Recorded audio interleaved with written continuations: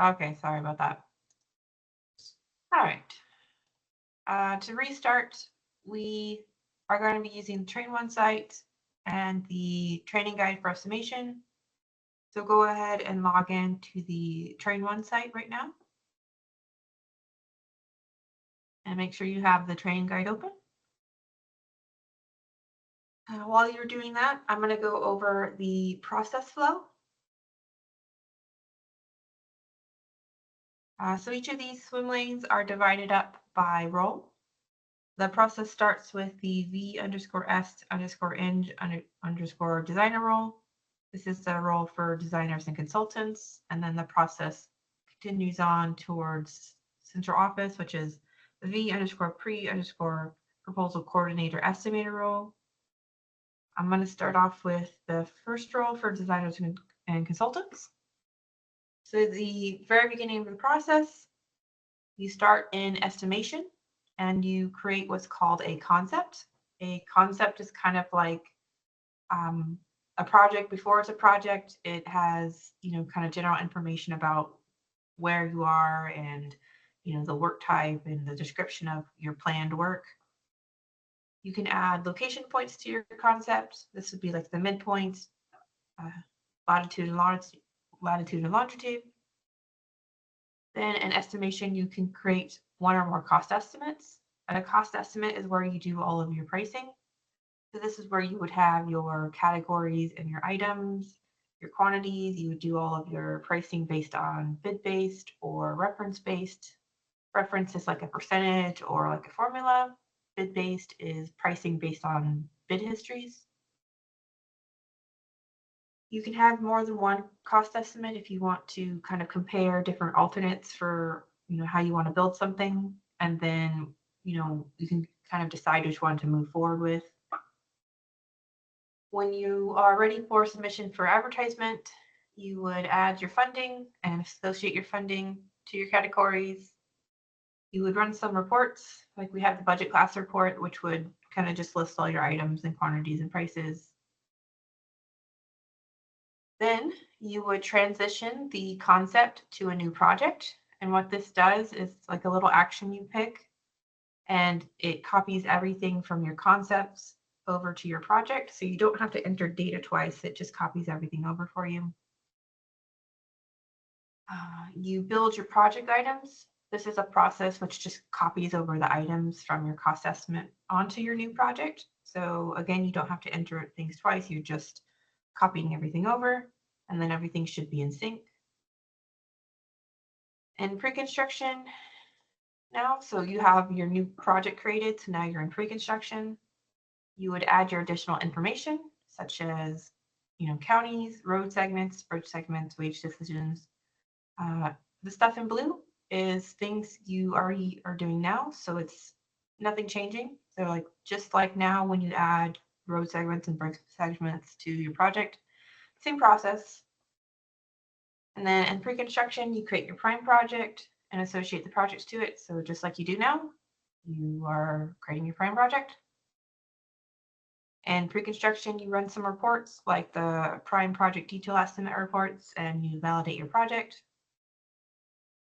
And then when you're pretty much done with everything, you would change what we call organization access to central office. And this is kind of your way of handing things over to central office. And you would send a little email to the central office group saying, hey, I'm done, you take over. The next part of the process is the V_Pre_proposal coordinator estimator role. So this would be after things have been handed off to central office. If there's no revisions required, then in pre-construction, this group would change the control group to CD on the project and prime project. They're kind of taking over control of the projects and prime projects. The blue and the light blue, this is pretty much saying that the process is the same as it is now. We're not changing anything. So in pre-construction, you can create your proposal, you can prepare for advertisement letting.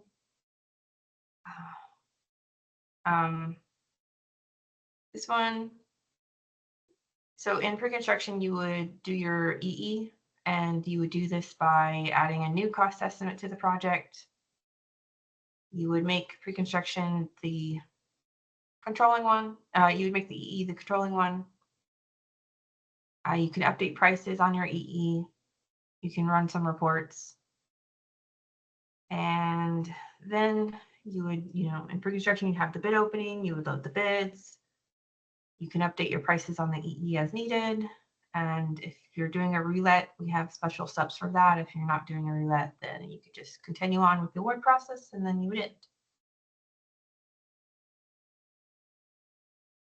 Okay.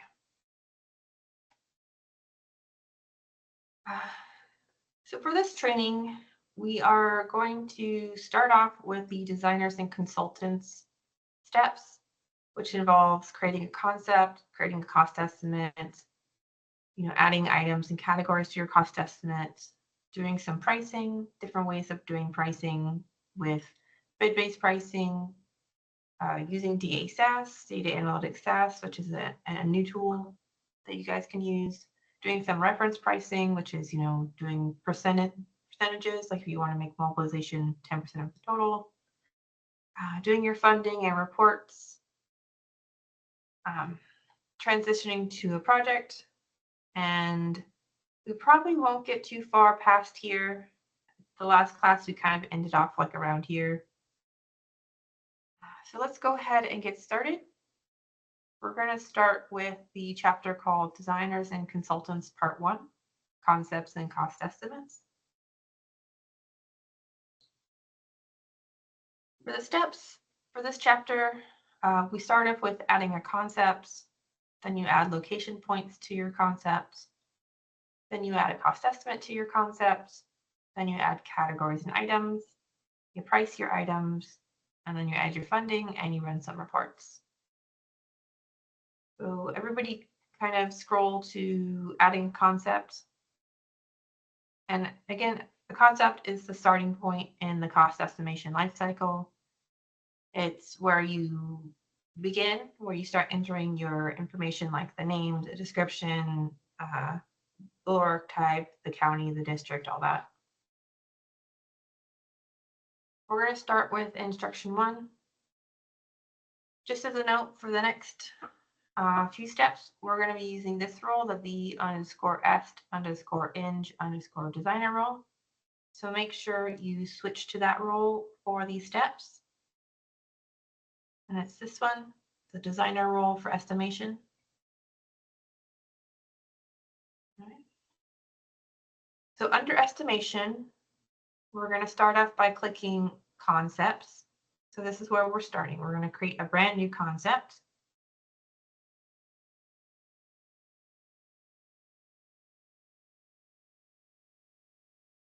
To add a new concept, you just click the component actions menu on the blue bar on the top right. And then you just click add.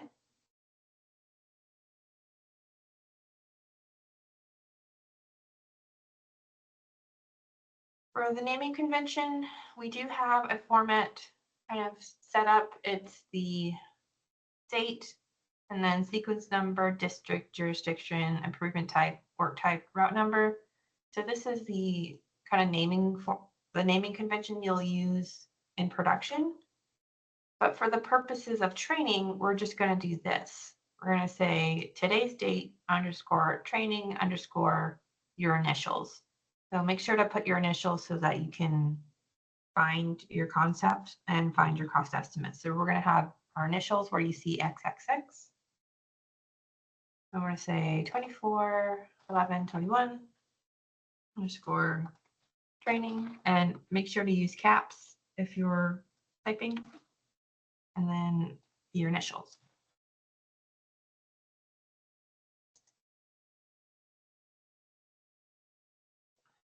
For the concept description, it's going to be bridge rehabilitation over Pound River. Spec book is 20, unit systems English. UPC is 104452. And this will autofill with zeros on the left side to make it like a full 8 characters, so you don't have to worry about filling in the zeros. It'll fill it in for you. FHWA is 15014. Budget class is federal. Primary district is 0101. Primary county is 097. Phase is PFI. Okay. So organization access is similar to your control group. It controls whether or not you'll be able to see the concept or whether you can see the cost estimates we'll create. So it's very important that you pick the right one. For all of the organization accesses, with the exception of central office, the last few digits after the second dash is actually the same as the control group. So if you're in ACD20, you can just search for ACD20 and you'll get an option like, so I'll just search for ACD20 and hit enter, and you'll see here's the central L&D roadway group. If you're in the Bridge 1 group, same thing, search for Bridge 1, and you'll see here, District 1 Bridge 1. If you're central office, it would be CO Construction Division. All right.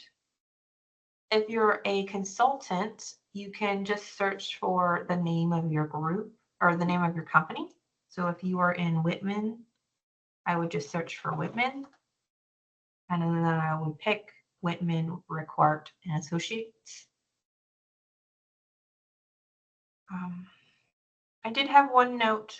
For training purposes, there were a couple central office people. I think it was Paula Giles, Mark Kalimuddin, and Carlos.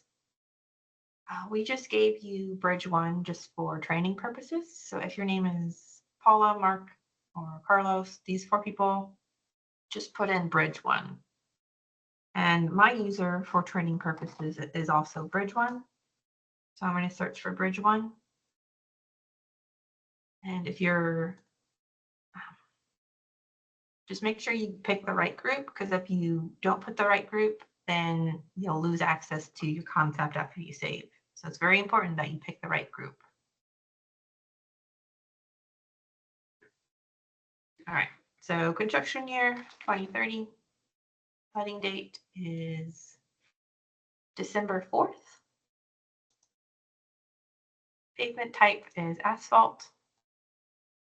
Improvement type is 14.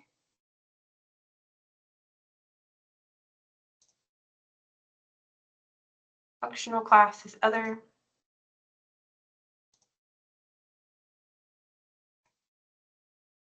Terrain is level. Urban rural is small urban. Work type is VDO. Project type is CM. Schedule category is 1. All right. So once you have all of your data filled in, you just click save. And let me know if you have any questions.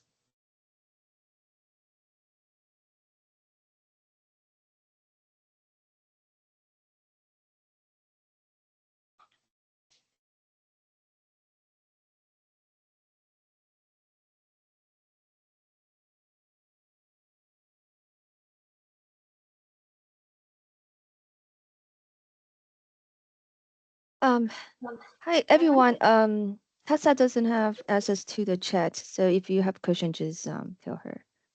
Just unmute yourself, please.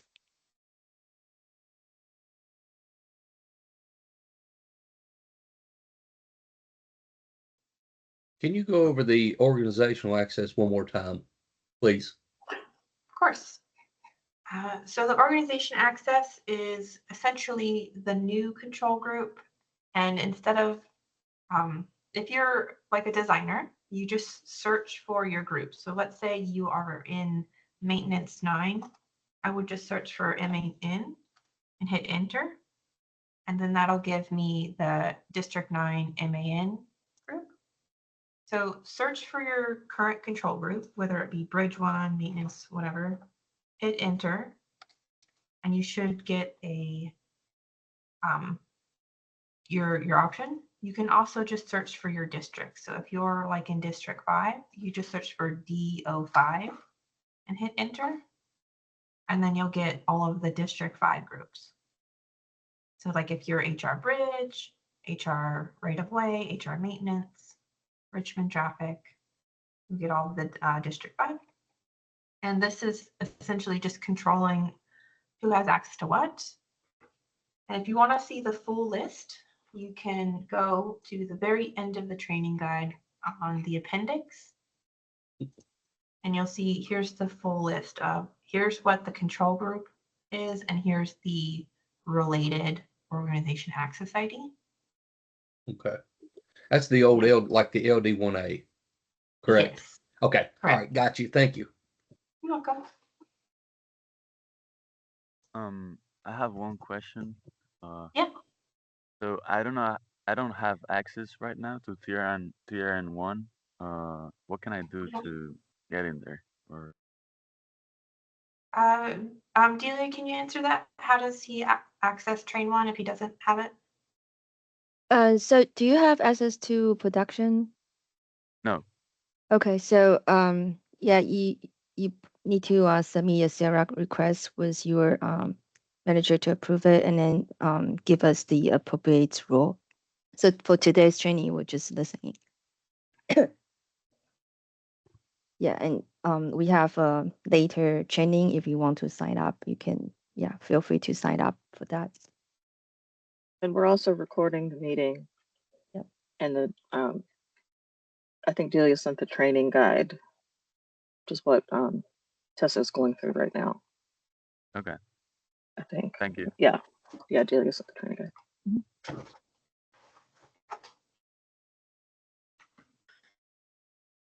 Yeah. Any other questions?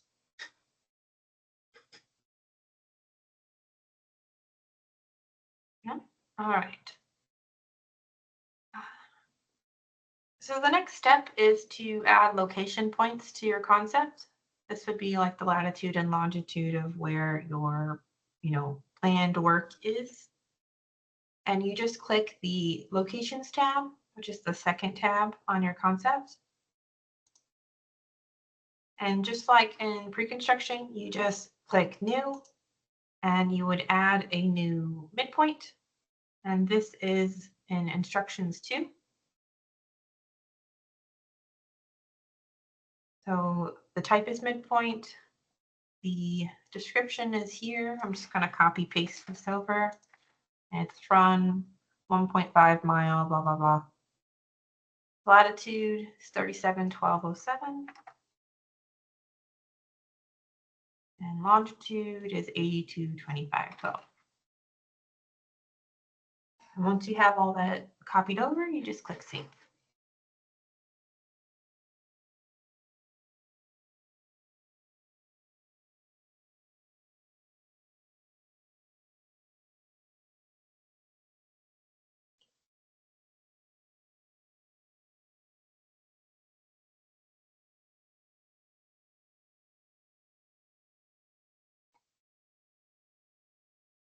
All right.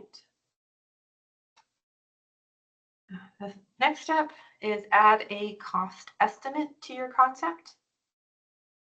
Cost estimates enable you to estimate the anticipated costs for your concept. It includes all the settings, pricing information, and estimated costs of a planned improvement. You can associate a cost estimate to a concept or a project or a proposal. So either one, you can add a cost estimate. And then the cost estimate is just where you're doing all of your pricing. Right. We're going to do instructions 3 to add a cost estimate. You click the cost estimates tab, which is the third tab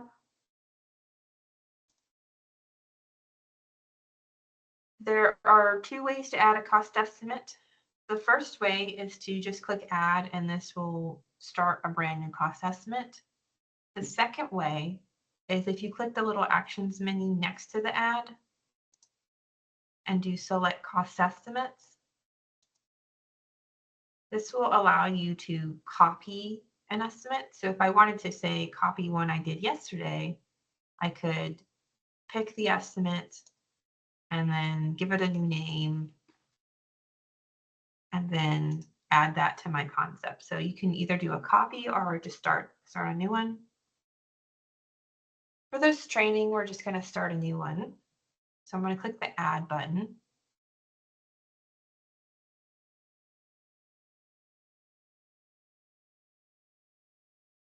The naming convention for your cost estimates, we just ask that if you're doing a design estimate, you just start your name with DE dash. And if you're doing the central office engineer's estimate, you just start the name with EE dash. For the purposes of our training, we're just going to say DE dash training dash your initials. So DE dash training dash your initial.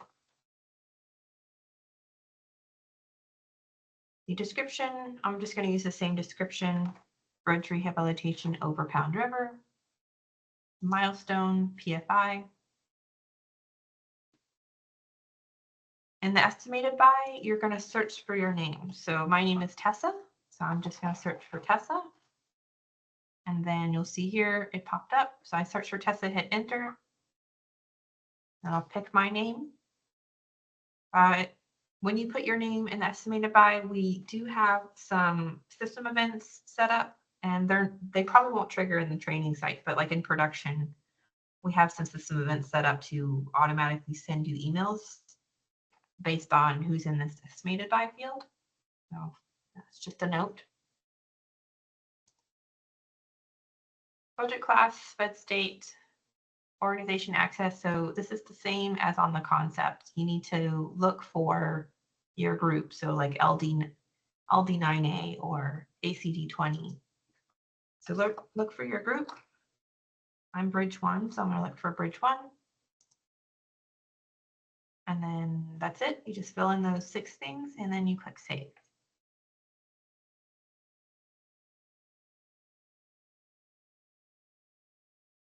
Any questions?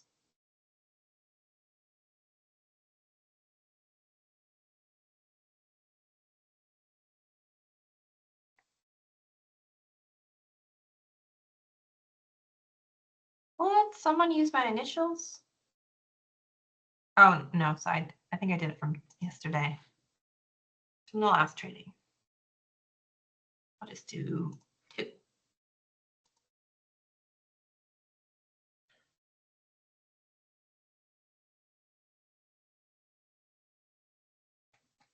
All right. The next step is we're going to add categories and items to our estimate. So we're going to be on instructions number 4 in the guide.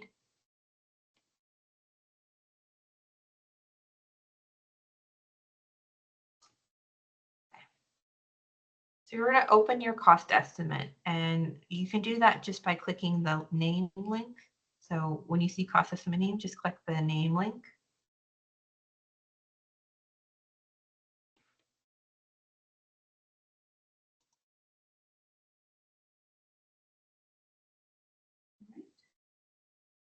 To add a category, you're just going to click the categories tab. And just as like a brief explanation, so on your cost estimate, you have a bunch of different tabs. The first tab is just general information about your cost estimate, like what you named it and what description it was. The cost summary is it just kind of shows you a breakdown of the cost. So as you start adding bid items and non-bid items, or if you add any type of like contingency or markup, it'll show on the cost summary. Categories is where you'll add your categories. The items tab is where you'll add your items.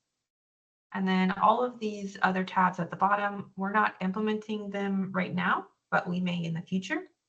So you probably won't use these bottom tabs at all currently. All right. So to add a category, you click the Categories tab. You click the New button to add a new row.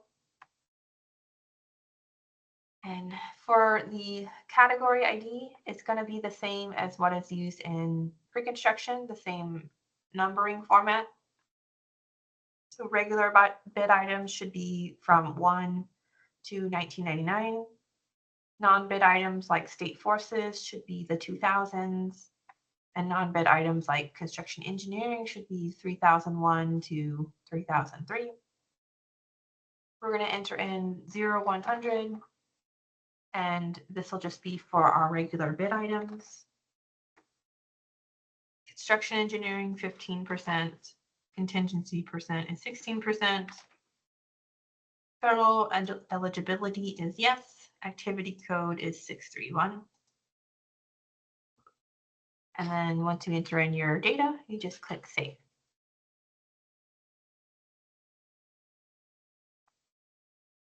All right.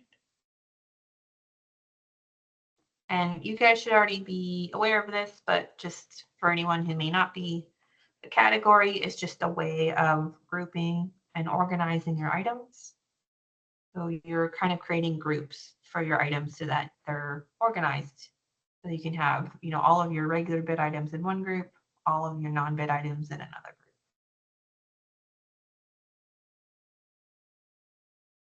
Is anyone having any trouble or issues so far?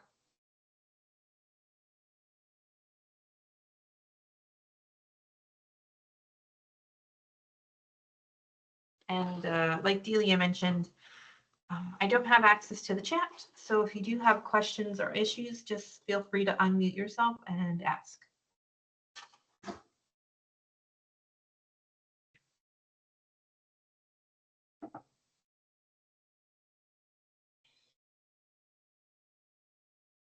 All right. So for the next, So I'm gonna go ahead and unmute myself. yeah, Yeah, and I'm also in the same boat as Susan. I was just having difficulties once I saved it actually finding it. I Okay. I do know my work group, or at least at one point I did. Is there any reference guide that you have as far as what students should be using as far as this particular training one? yeah. All right, you're saying like you created it and then you lost access to it. Yes. What's your name? It would be Jason Henry. Jason Henry. Yes, that's me. Thank you. All right, you are ACE8. Okay. So I can probably look for yours. Let's see. What initials did you use? I use JH. Just JH. Okay. Just JH, yeah. All right. And if it's not in there, I'll try to put in there again. Okay, thank you. You're welcome. I just wanted to make sure, like, it's possible maybe you lost access to it, so. Hmm.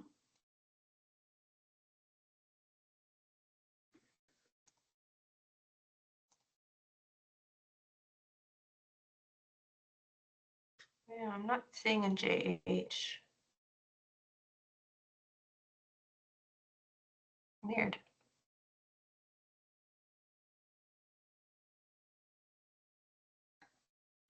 I don't know, maybe did you hit save or something? It's fine. You've answered my question. I'll go ahead and give it another go. Thank you. No worries. Anyone else having trouble? I have offered myself up, so if folks want to go and find a cost estimate with the initials SDR, you can go ahead and find mine and follow along. Feel free to add to it, do whatever you want to do. Okay. All right.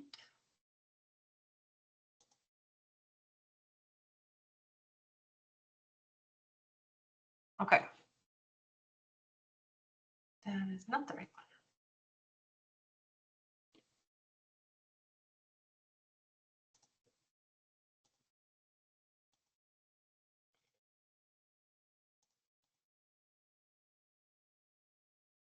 Okay. All right, so we have our category. We're going to add some items now.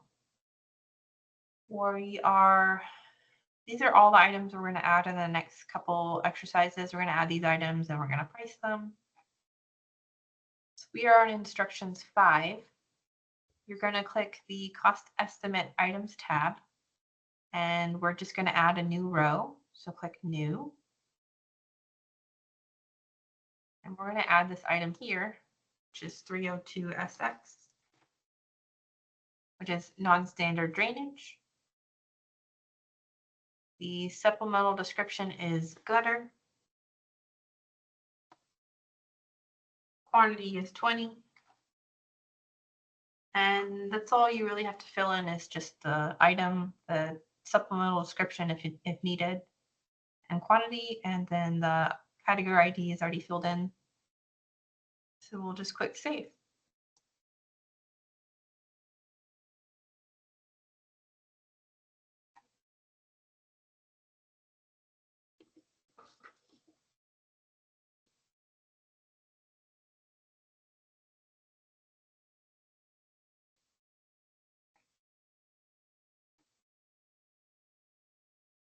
All right.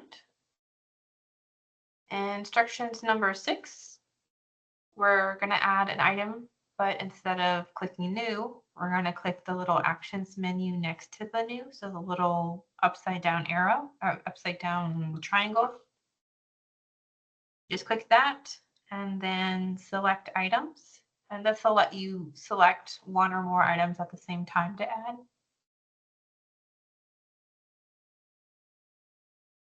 I'm going to look for these 2 items, which is 401 SD20. So I'm just going to enter in the name, select the item, enter in the second one, select the item. Then if you click the little link on the right that says 2 selected, that'll show you that I have 2 selected. And I'm going to add them both to my cost estimate.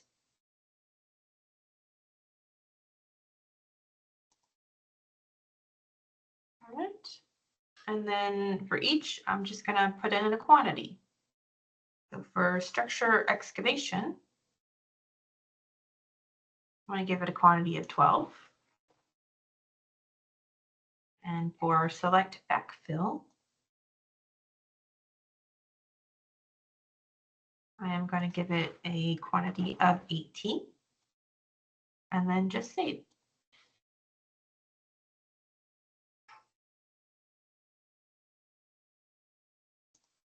All right. I'll give you like a minute to catch up, and you should have 3 items when you're done.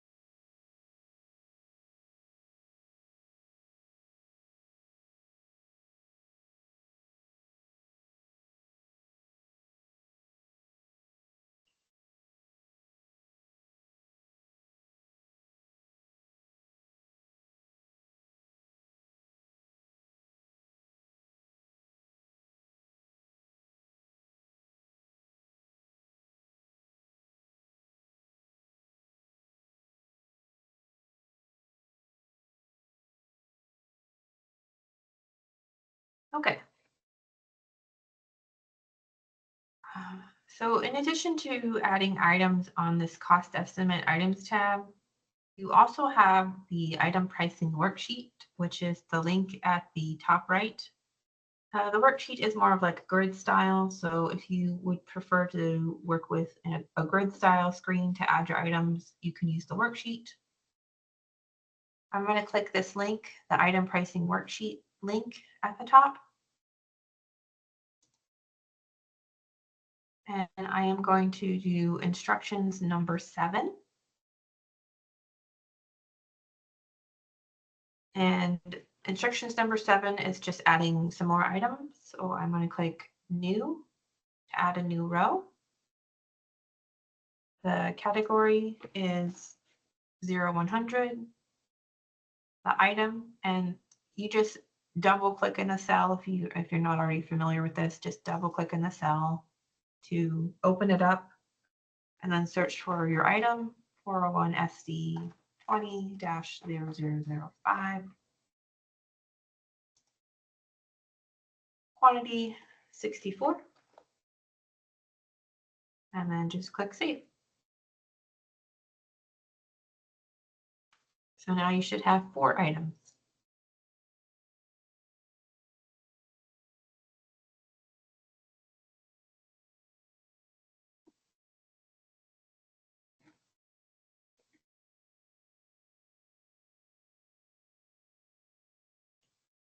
All right. Instructions 8. We're going to essentially add the rest of our items. So there's 23 other ones that we're going to add. So in the guide, you will see listed the item code, the supplemental description if there is one, the quantity, that are all going to be in the same category, the 0100. So you're going to use this select items option at the bottom, so select items, and you're just going to search for each of these items, select them, add them to your estimates, give them a quantity, supplemental description, and go from there. So anyone who's been using pre-construction should be very familiar with this already. This isn't anything new.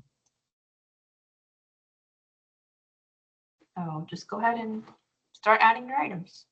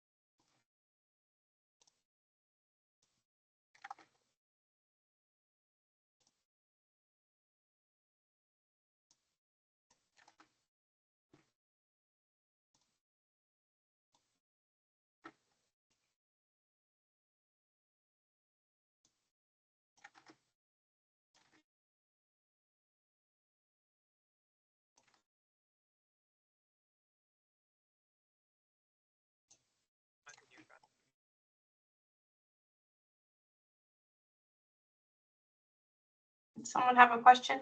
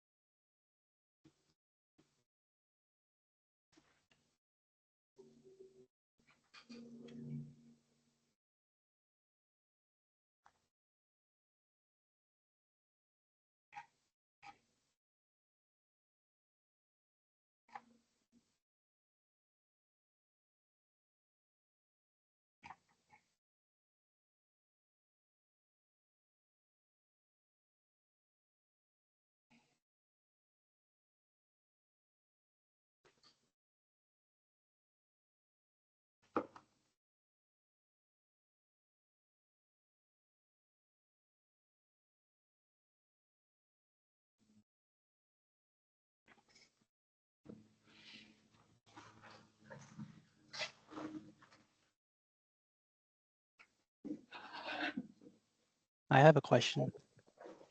Yeah, go ahead. How do you assign category ID to all the items you added?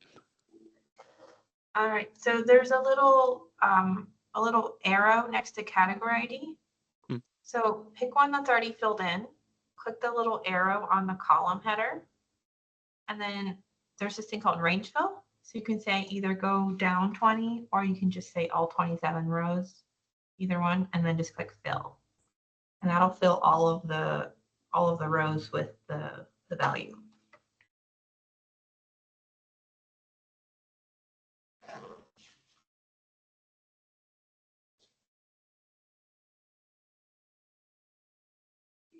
When I Were you click able the to- down arrow, I'm not getting anything. So pick one that's filled in. So like pick the first row and click the down arrow. You should get a little box that says sort and range fill. Yeah, okay, I got it. Thank you. Okay, you're welcome. Right.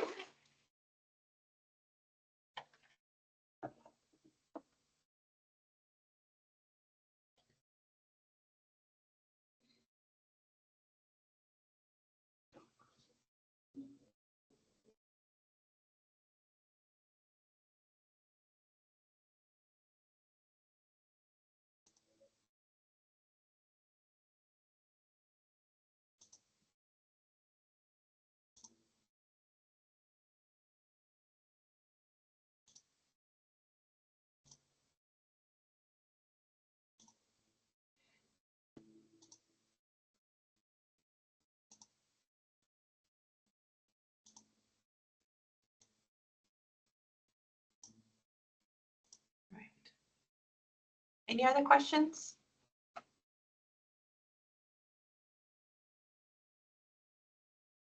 No?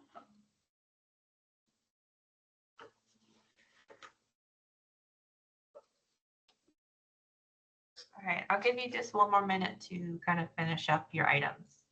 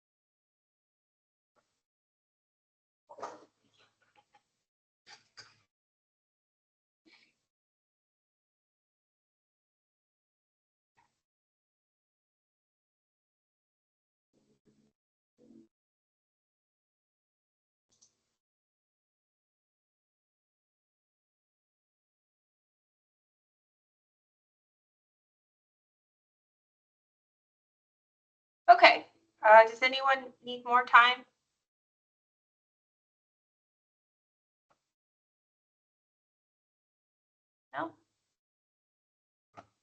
All right. So we're done with that chapter. The next chapter is pricing items. So we have all our items on our cost estimate and we want to price them. There are a couple different ways to price. There's bid-based, which is prices based on past bid histories. There's reference, which is prices based on a percentage or a formula. So for example, if you want mobilization to be 10% of the total, that would be a reference price. There is cost-based, which is based on labor, materials, and equipment to kind of calculate a price for an item. We are not using cost-based right now. We're only using these first two. So let's go ahead and get started on this chapter. Scroll down to instructions number 10.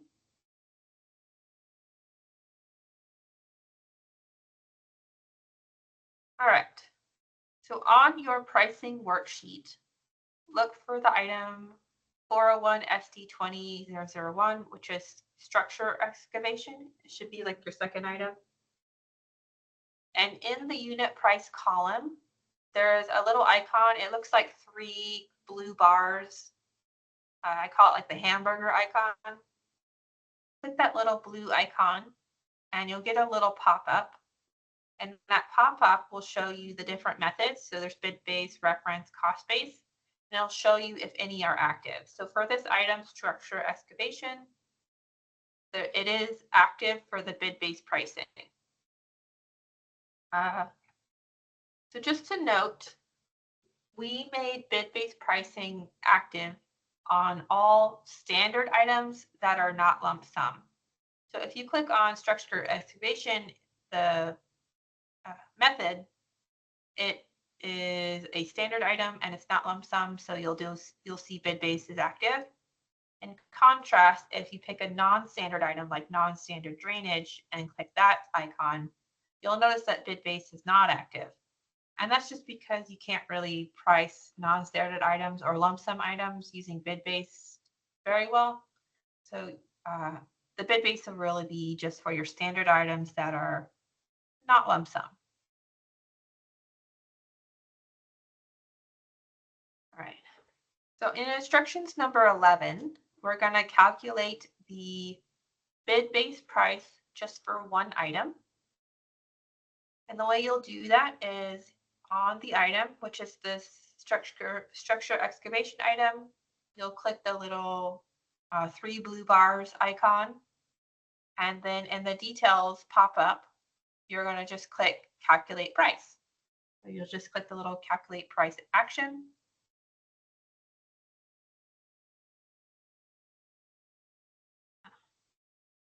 And it will calculate a price for you. So you'll see here, I got a price for structure excavation of $66.98. Any questions or issues?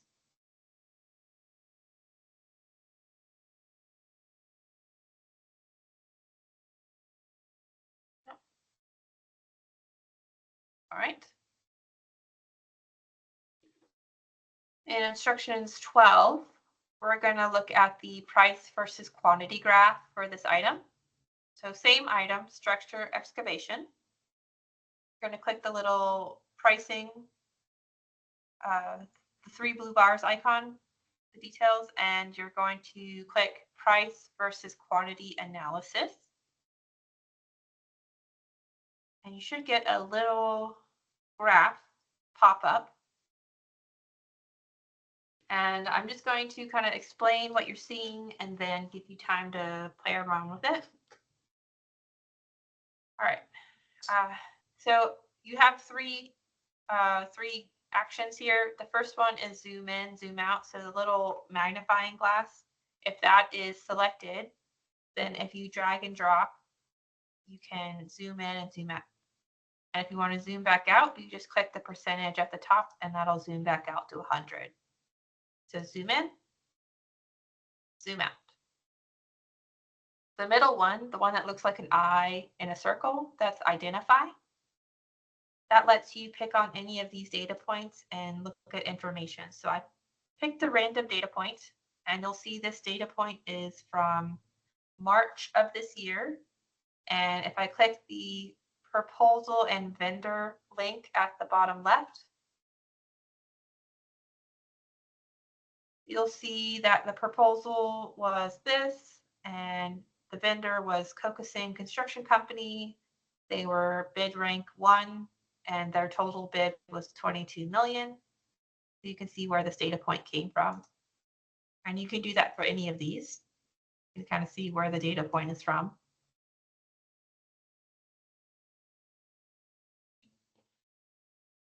You'll notice that the line is like a straight line.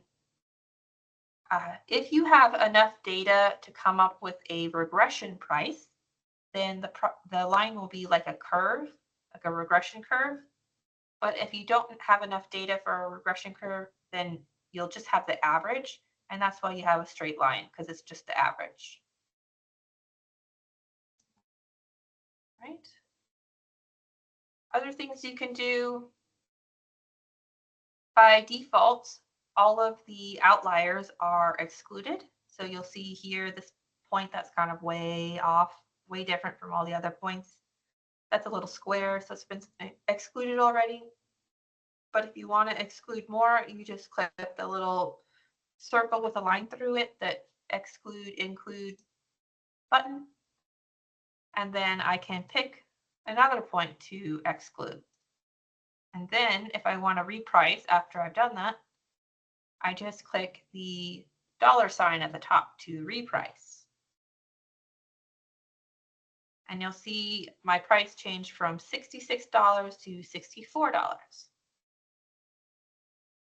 Let's say we want to undo our changes.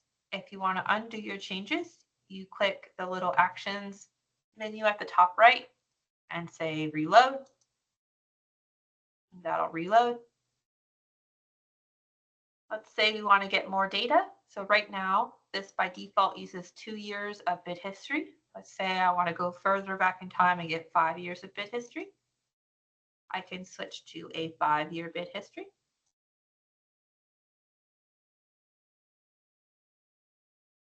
And you'll notice that I got a much larger data set, and I even got a bit of a curve. So if we zoom in, you can kind of see that curve a little bit. Oops. Oh, geez. Come on. That'll work. Okay. Come on. Yeah. Whatever. Not that important.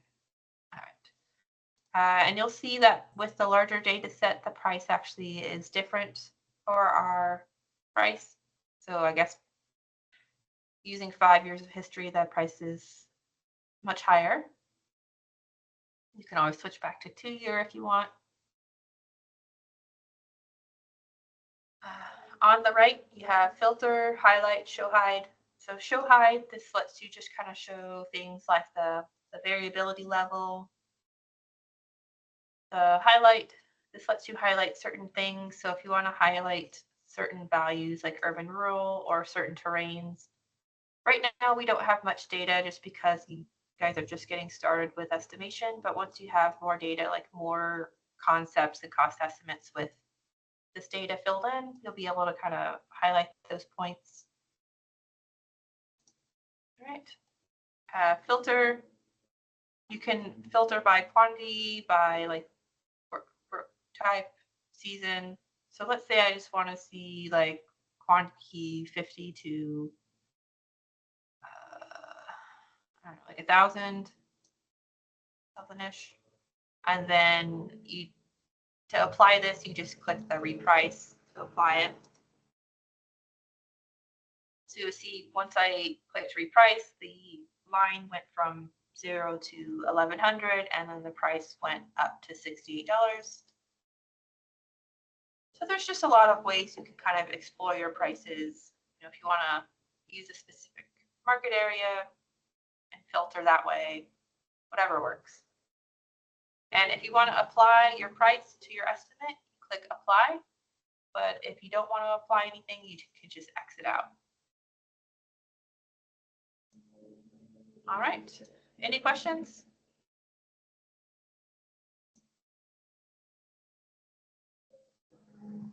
No?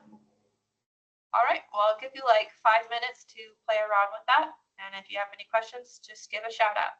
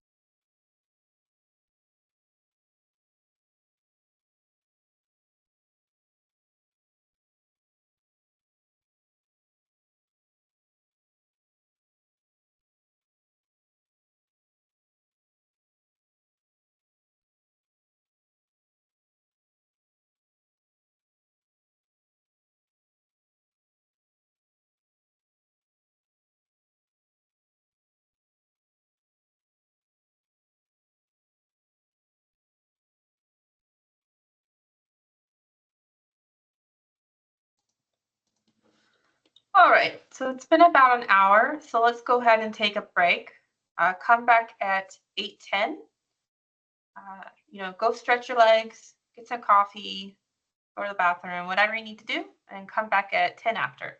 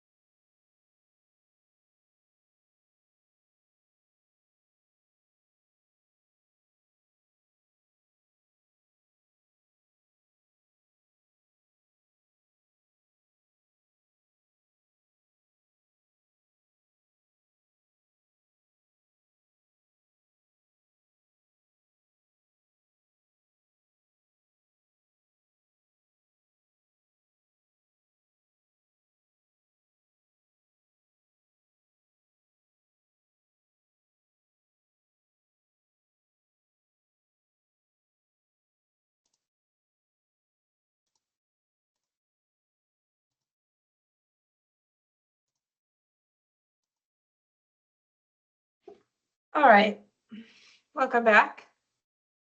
We're going to be on instructions number 14. Calculate bid-based prices for all items. So with your estimate, you can calculate a bid-based price for a single item. You can calculate a bid-based price for all items, or you could just select certain items to calculate your bid-based price for. We're going to be doing this calculate bid-based prices for all items. And this will run as a background process. So you'll start it and then you'll just have to wait like a minute or two for it to fill in all the prices. And just as a note, it will only price items that are standard items and that are not lump sum. So you will have some items that are not priced. So any of your non-standard items like non-standard environmental protection, that will not have a price. Anything that's a lump sum, it will not have a price. So just note that. So on your component actions bar, you're going to click the component actions menu and then select calculate bid-based prices for all items.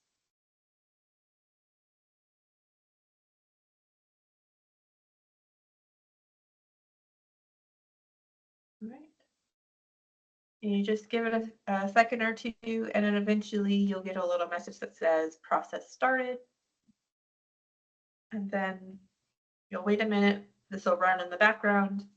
And when it's done, you'll kind of start seeing the prices get filled in, and you can also check on the progress under process history. So if you go to the global actions, which is the actions at the top right, and then select open process history.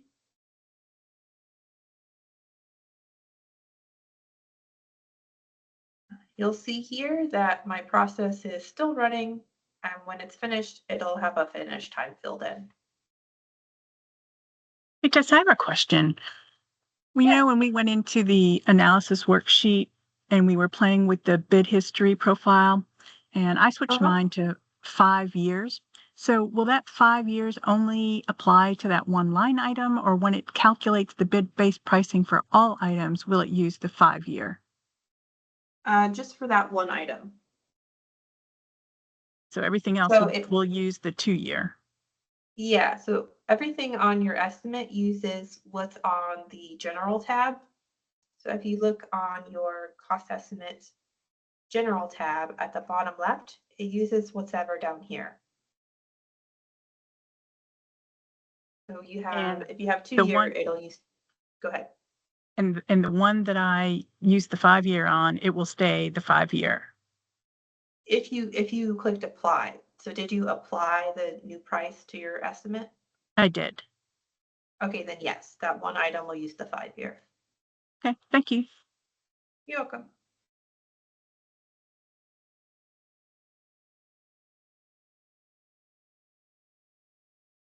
Any other questions?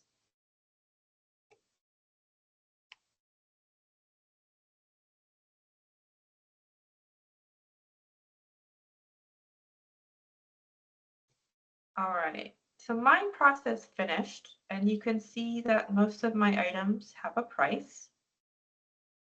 There are a couple that don't have a price. For example, type A milling.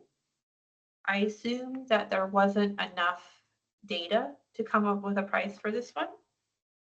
And we're only using 2 years, and if you have to have more than a certain amount, like you have to have more than like, I think 25 data points for it to come up with a price. And if it doesn't, the way we are going to kind of price this item is we're going to increase the bid history to like 5 years and then try to price these other items. And this is instructions number 15, updating the item bid history profile on a cost estimate. All right. We're going to navigate to the cost estimate summary. Just click cost estimate link at the top, or go back in the previous to find it, cost estimate summary.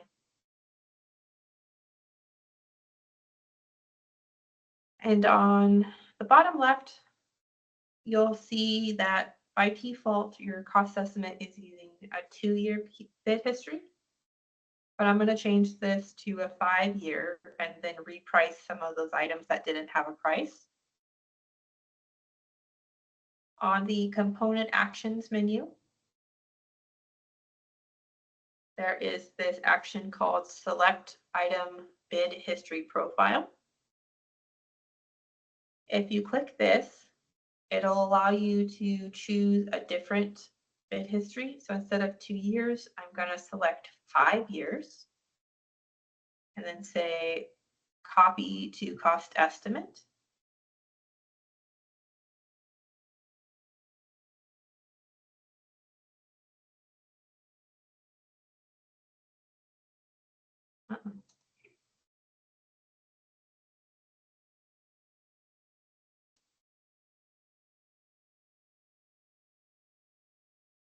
There it goes. You'll notice on the bottom that my bid history profile now says 5 years instead of 2.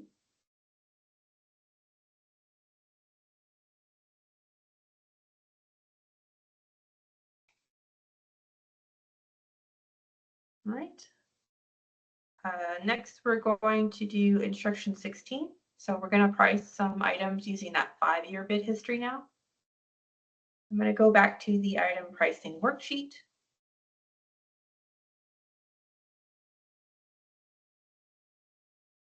I'm going to click the component actions. I'm going to choose select cost estimate items to calculate bid-based prices. It's the 5th one. And then I'm going to select any of my items that don't have a price. So concrete class, whatever, patching type, type A milling, base class A. There were a couple items that didn't have a price, so I'm going to calculate prices for those guys.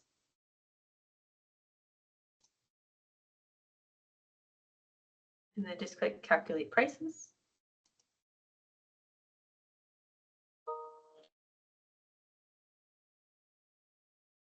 And that one will again run in the background. It may take a couple seconds.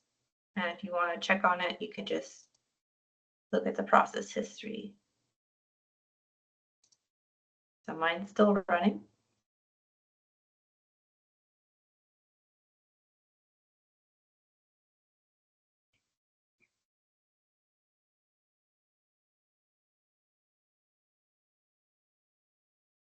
Any questions on what we're doing?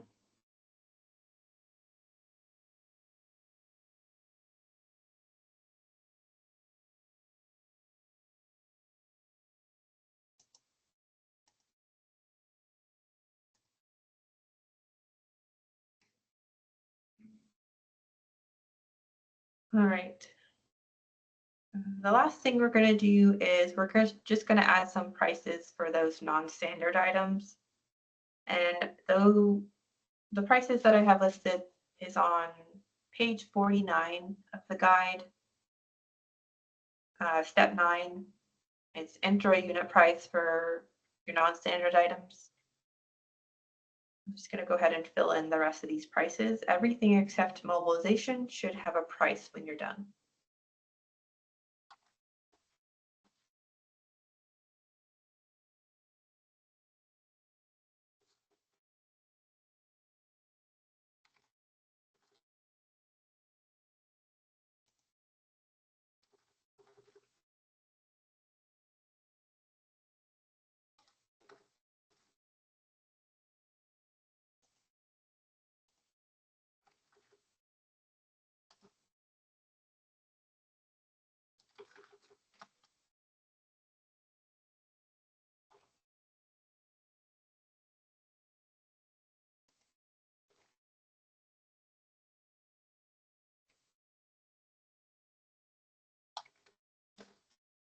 So out of curiosity, whenever you've ran the process, and let's say you did it for 2 years and you've gone through this at the end for 5, is the only way to determine the bid-based, the where you're pulling the database information from is from the general tab, or is it actually shown within the item worksheet in a certain area?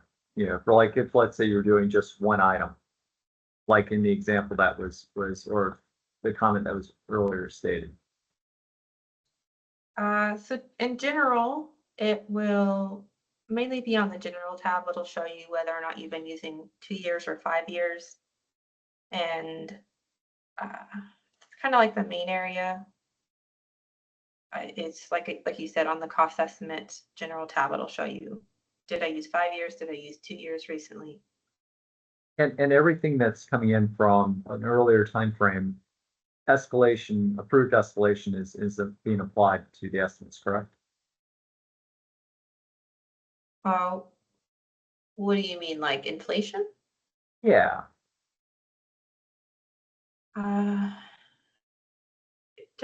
It does try to kind of account for like the date, but we also have it does kind of account for like the time, like the letting date, how it was 2 years versus 5 years ago, and how that adjusts the prices. But we also have we have this, which we haven't set up, but if you guys have any like cost indices, you can set up cost indices so that it kind of takes that into account when you're doing your pricing.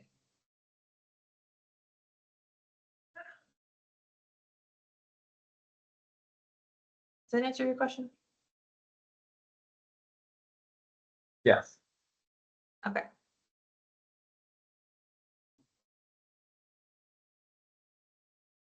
Actually, I'm Any not other sure I questions? understood the question. Could you maybe ask the question again using different words? I just want to make sure I'm understanding the question itself. So what I'm trying to ask is if, let's say hypothetically, not that this would be applicable to our case, but it's just to go ahead and say it in a different way. If let's say our pricing indices, included, 20 years of data, in the first year of that data set, is it bringing up to current pricing, based on inflation or escalation? That's what I'm just generally asking. Or is it using the price at that time? In other words, if that time at, let's say 20 years ago, the price was $1, but today that, based on inflation and whatnot, it's $10, let's say hypothetically. Is it bringing it up? That's the general question I'm asking. Or is it just using the base number at that time, which would be $1?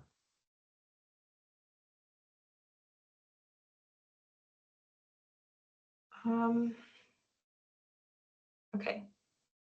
So if you have like cost indexing set up, which is kind of what you're saying, where it brings a price forward, saying like, $1 10 years ago is really $10 today.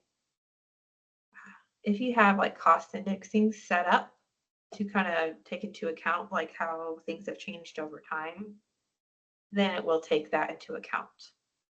So is the base pricing models not taking that into consideration, or has it already been set up? Is it already set up to index? And by the way, I would never go back 20 years. Okay, I'm just saying that 5 years is definitely a different world than where we are today or 2 years ago. That's why I'm asking that kind of question. So Tessa, if I'm understanding correctly, the bid-based history is literally based on the prices that were bid by the contractor at that time, right? Yeah. And there's yeah. So the answer to your question is no. If it was $1 20 years ago, what you're going to see reflected is $1 today. Oh, if you're okay. using bid-based pricing, because it's based on what was actually bid at that time. Right. Okay. All right. I appreciate you clarifying that. Okay, that's pretty important because, some of the other pricing models I've seen in the department actually do utilize some form of escalation to go ahead and allow you to expand your data set as you're reviewing bid-based pricing.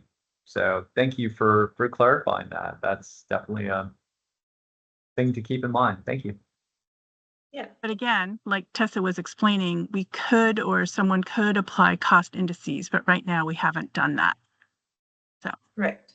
keep that in mind. So if you want to kind of do what you're saying, like bring prices forward, so like $1 today, yesterday, $1 10 years ago is $10 today, you would have to set up your cost indices, which we haven't done.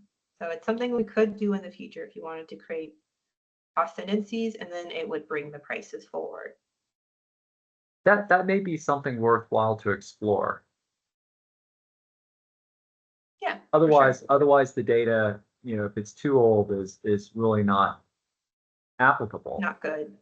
Yeah. Yeah, especially when you're dealing with a item that may not have current pricing because it hasn't been bid recently, or it's unique. Ooh, I Right, wonder which- if we've just heard from a volunteer for phase 2. Jason, you up for that? That sounds interesting. How The about we other- put you on? How about we put you on the invites, and then if you can make it, you'll just join the Okay. group. The other question I have, just as a bigger picture part of this process, for the process that we're going over, just from a bigger picture perspective, is this doing pricing and estimates for just essentially just concepts before we actually get into like projects that ultimately will be used for the bid tabs and the final portions that construction uses? Or is yeah, this, so you- or is this taking the place of doing projects and applying them to the primes and things like that? Just a bigger Yeah, picture you're not- question. You're not getting rid of projects, you're kind of starting earlier in the process, and your concept eventually becomes a project, which eventually becomes a prime project, which eventually becomes a proposal. So we're not getting rid of projects, we're just starting with the concept. And then when you're done with all of your work, you're pretty much copying everything over to the project with a process.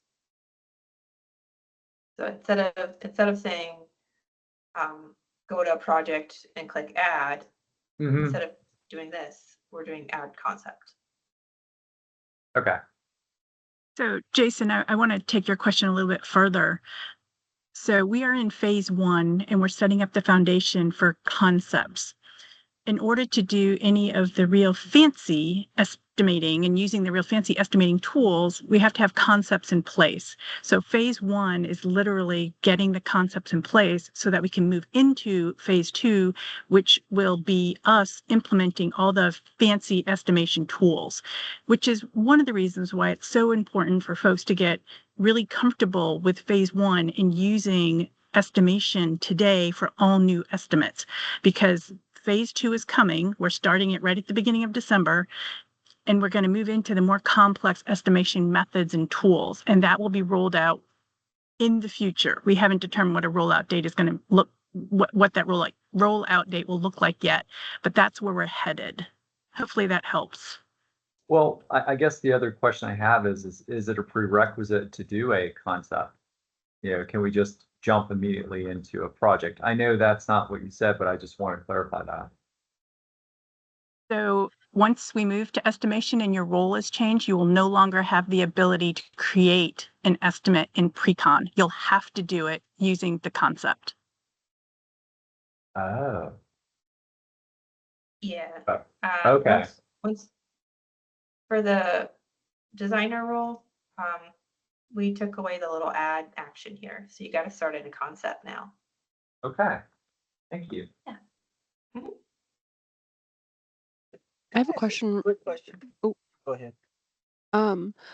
When you're looking at the item pricing worksheet, is there a way to tell which prices are coming from the 5-year versus the 2-year? If you were to go back, in a few months and you didn't remember which particular items were showing. If you priced them like individually, like if you said, I I opened up the price versus quantity and I applied the 5-year to a particular item, you'll see that here. It'll say like 2-year or 5-year. But if you're using one of the ones like price all items tasks, then you won't see it. It's only if you're pricing items like one by one and you're changing the profile one by one, then you will see here that it'll say 5-year or 2-year. Okay, thank you. Does that apply to the way that we did the 5-year on this one, where we like selected a couple, or you mean it needs to be like one at a time? Like if you were here, like if you said, I want this item to use the 5-year history, then this one, just this item would use the 5-year, and maybe all of your other items use the 2-year. So we recommend you just try to price all of your items with the 2-year. And then if there's any ones that you need to get a larger data set, that individually you say, make this one 5-year. Gotcha. You Okay, could thank say you. like, yeah. Wait, can you show how you did that again? Sorry. Yeah, I'll start at the beginning. So from the worksheet, you go to your details pop-up, and I click bid based. And then on the component actions, say select task bid history profile. And I say, I want this one to be 5-year. And I said, copy to the task. And now this particular one is 5-year. And then the rest will just use whatever on the cost estimate general tab. Thank you. Any other questions?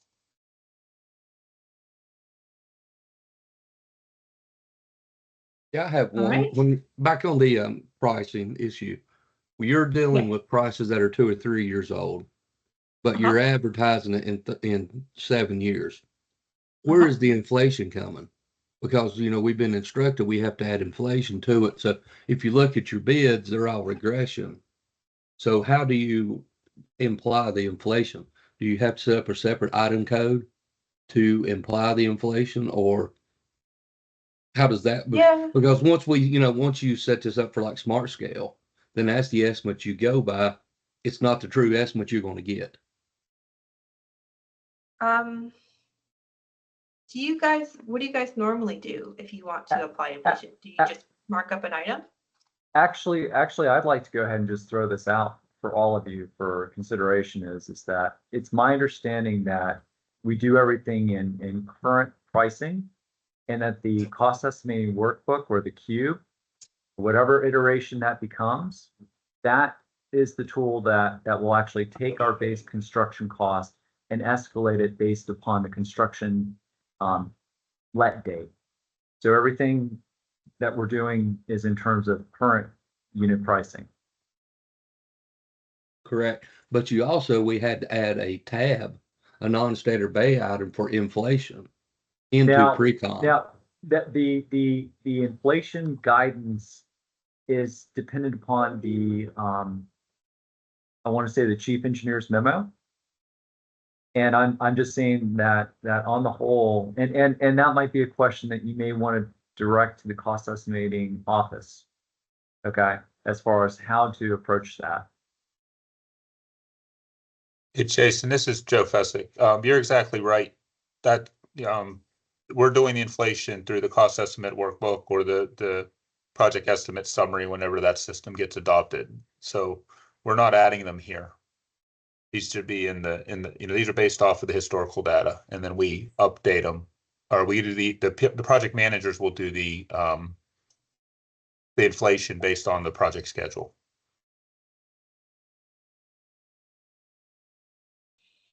Yeah, for a lot of agencies, inflation is generally added in the project management system, and then standard inflation rates are managed by the program management folks, rather than adding it to your actual estimate. All right, Jason, that's all I wanted to say. Thank you for adding as well. That's what we do over here. Because we have projects, they're not starting 2, 3, 5, 10 years down the road. So that cost estimate workbook just gives them a broader range of what to expect in the future when going forth. And they can also look back, at pre-con and estimate as well. So thanks for adding that.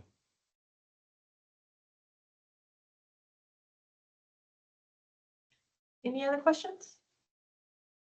Mike, you want to jump in? That's all I have.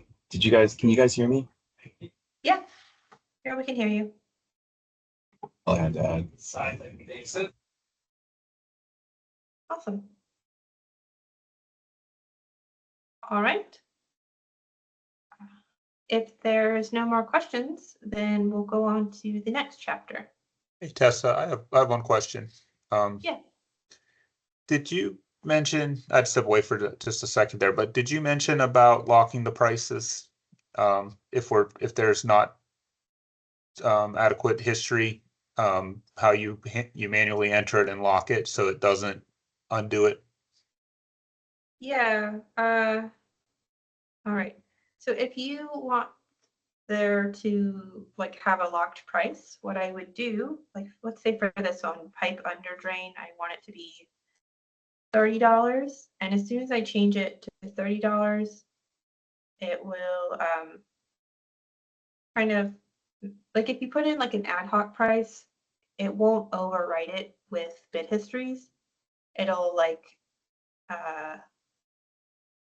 it'll just kind of stay as like your 30. And just to be double sure, you can always make this inactive to say, hey, don't price with bid histories, price it with just my ad hoc price of $30. And this will make it so that it's always $30. It won't get overridden. So you'll see here, it's $30 and this is not active. So even if I click calculate price, it's not going to do anything because it's not active.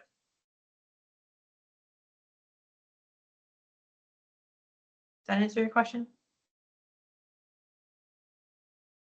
It does. I just wanted others to be aware that that was there because it's something we do often. So just wanted to make sure that was covered.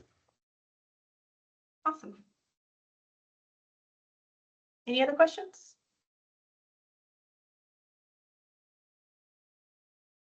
No? Okay. So the next chapter is analyzing item pricing with data analytics software as a service. Data analytics software as a service, or SaaS, is an analysis tool that can be used to dig deeper into your data. It contains numerous analysis models or cards, which can be utilized for item analysis, letting and bid analysis, construction analysis, and market analysis. For designers and consultants, the cards that will be of most benefit are the price history and the bid history card. And what we did was we gave pretty much everybody access to DA SaaS in the training site, and we gave you access just to these two main cards. There's about 25 cards, but we only gave you access to these two because they're the most relevant to the designers and consultants. To log into DA SaaS, you have to log into DA SaaS like once a day if you're planning to use it. The login is on your cost estimate summary, the cost estimate items tab, this blue link at the top. It says DA SaaS login. So you just click this once a day when you want to use DA SaaS, and this will kind of log you in using the single sign-on, so you don't have to like enter in any credentials or anything. It just automatically lets you in. So if I click this, you'll get a little pop-up with DA SaaS. Just as a brief overview, on the first tab, Home, is where you'll see all of your cards. You guys should probably only have two, but I have a lot more because I have access to everything. Notebooks. This is where you would kind of enter in your notes. So if you want to take notes as you do your analysis, you can use the notebook feature. About, this just gives you information about the product. Settings, the fourth tab. This controls how you want your personal look and feel. So you can do dark mode or light mode. You can do color or no color, and you can have this panel on the left to be collapsed or expanded by default, whatever you prefer. How-tos. These are our help content. So if you wanted to learn more about the bid history card, which is what we're going to be using today, you can click bid history, and then you can either read the article or watch a short video. So all of our help content is based on kind of use cases. So let's say you wanted to see how does the average price for roadway excavation in District 12 compare to other districts? You could learn about that, how to answer that question using the bid history card. And you could watch a little video if you wanted to.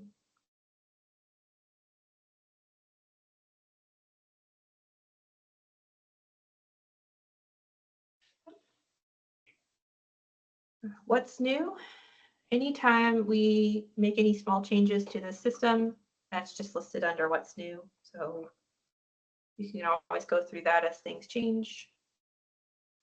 Feedback. This is for if you have any, if there's something you like, if there's something you don't like, if you have an idea for, I wish the system did this, or I wish you had this functionality, send it that as an idea. Questions like, how do I do such and such? I'm stuck, help. That's what feedback is for. All right. So go ahead and click this login link. And if you are having trouble login, let me know.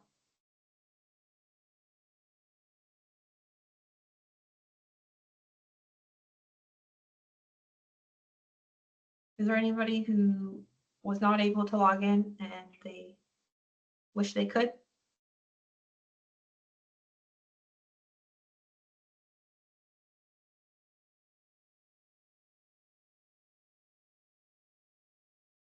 No? All right. So after you log in, you can use these buttons. So I'm going to expand the bridge deck grooving maintenance item down here, which is line 60. So at the very bottom of the item, there's these two links. One says go to price history card, one says go to bid history card. And what this does is it takes you right to the analysis for this item. So rather than having to log in and then click price history and then search for the item,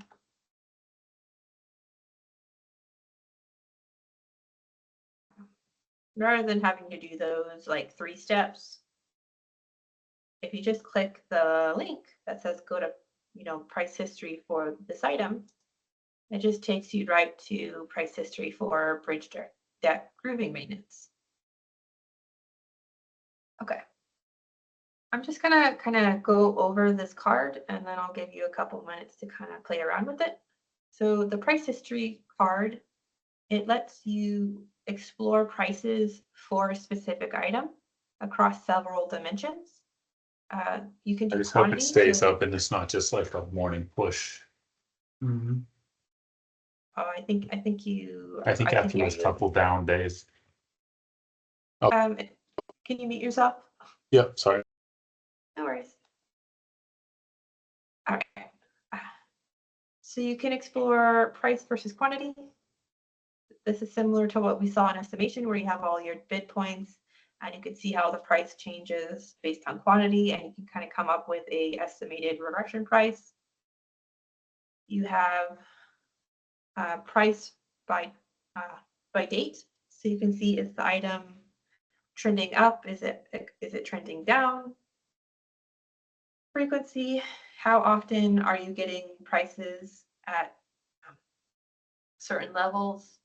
And then area, which is how does the price change based on where you are in the state. I'm going to start with price versus quantity. In the bottom right, there is a settings gear. Make this bigger for you. Okay. In the bottom right, there's a settings gear. Under data selection,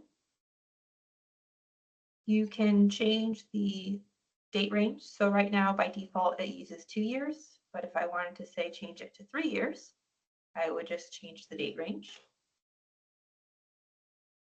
And you'll see here, I got more data points. You can pick which bids to include. So by default, it picks the 3 low bids from every proposal. If you wanted to just do the low bidder instead, you could just change this to low 1 or switch back to low 3. Exclude token bids.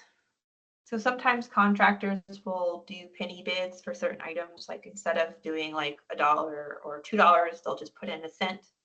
And if you want to exclude those token bids to get better pricing, that's what this is for. Under pricing, you have the price with quantity. So I think this item was maybe 1,009. I can't remember. But let's say you wanted a price with a quantity of 1,009. It will adjust your graph, and you can pick on the little pink asterisk. And then you'll see in the top right that the regression price for a quantity of 1,009 using the 3 years of data is $14.74. If you click on the little question marks, you'll get more information. So here it says there were 102 bids with prices ranging from $3 to $68 used to calculate the regression price of $14. And then you can kind of see the statistics behind that.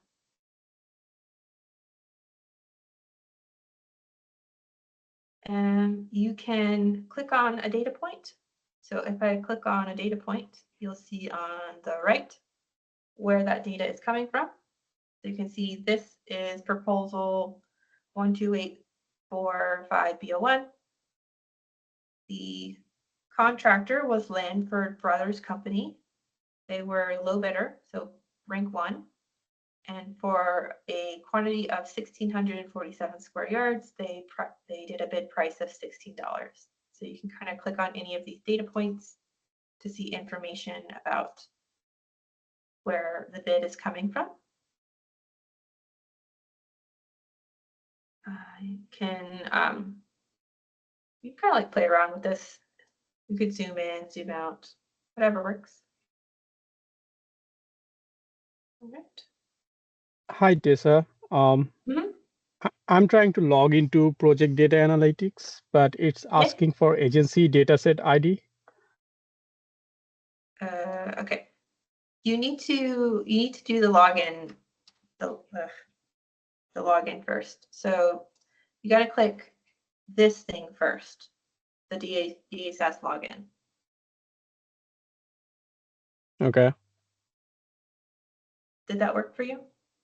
No, it's still asking for agency dataset ID. I put a screenshot in the chat so you can see what I'm looking here. I can't see the chat, but you can. Okay. You can share your screen.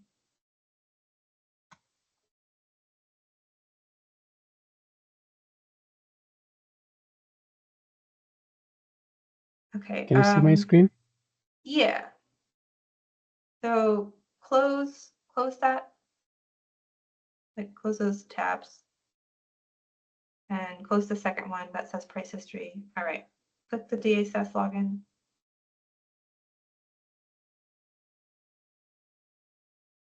So you're not a user, so I just need to add you. Okay. Like, remind me of what your name is. Badrul Ahsan.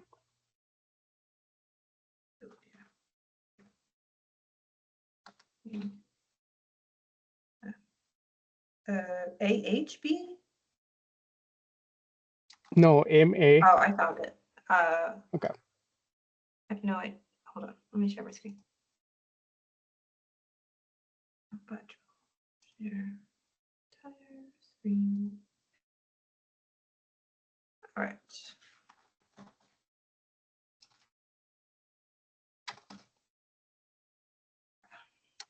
Did you just get added to Train 1 this morning? Yeah. That's why. Okay.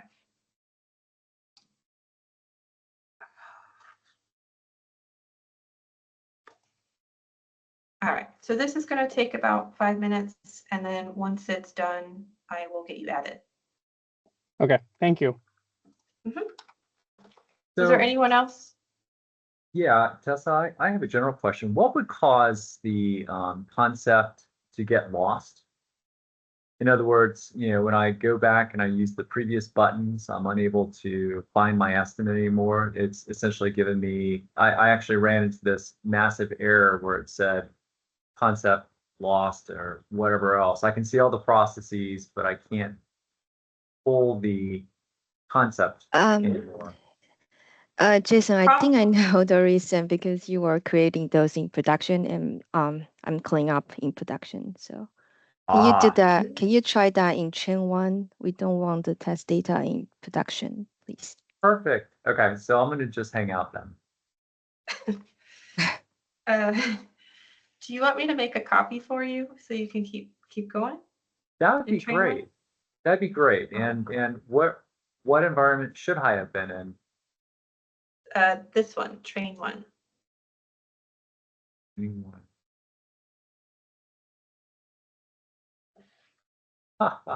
Okay, I get it. Thanks. I'll try to figure that out. Yeah.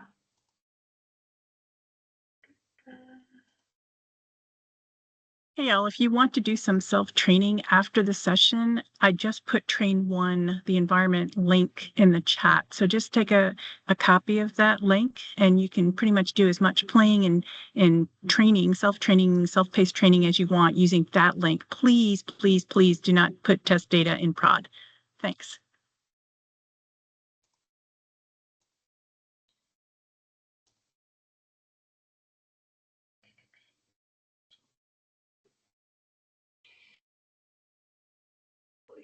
Why is there a copy?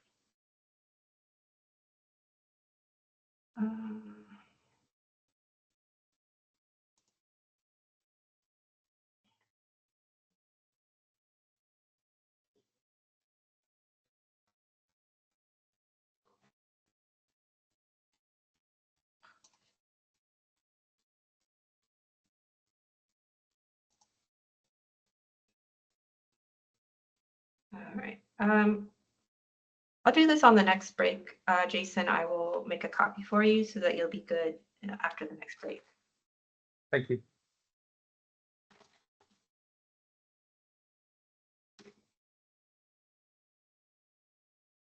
All right. Price history. Let me go back. Nope, wrong one. This one.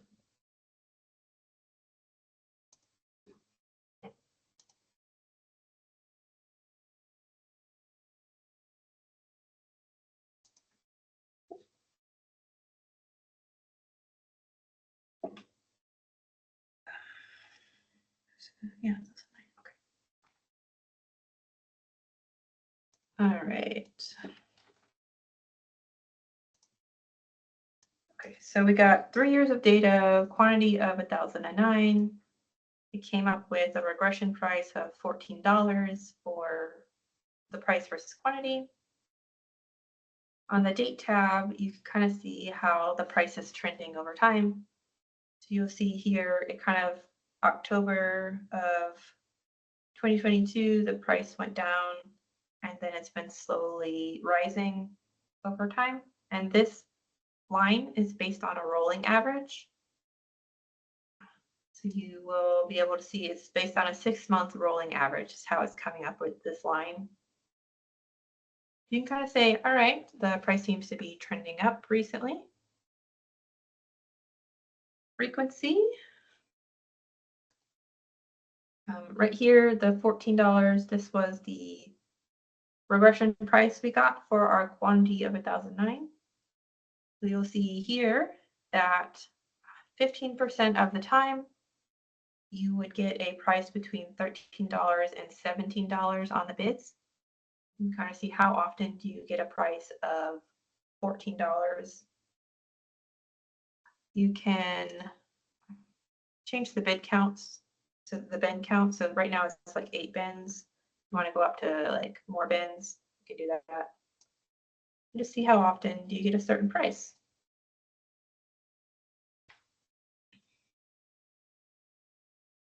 Area. This shows you the price based on district. I think our concept was in District 1. So you can see in District 1, the price is lower than, say, District 8. So if you had a project or if you had a concept and you were pricing it in District 1, the price might be a bit lower compared to if you were doing work in District 8 or about the same in District 4. And down below, you can kind of see in District 1, the price was the average historical price. So this is average. The average like historical price was $13. There was 28 data points that were used to come up with that price. And if you ever have questions about the numbers you're seeing, you can just click the little help. So you can see there were 5 of 28 total bids used to calculate the weighted average. 0 bids were excluded. 23 bids were not included because they were outside the quantity range. This is weighted average. So there's just like 4 different ways to explore prices for your item. You know, what is the regression price based on quantity? Is it trending up or down currently? How often do I get a certain price? And how does the price change based on what area of the state I'm in? Any questions on this one?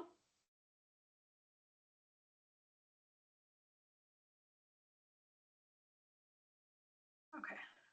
So what would you do with this information?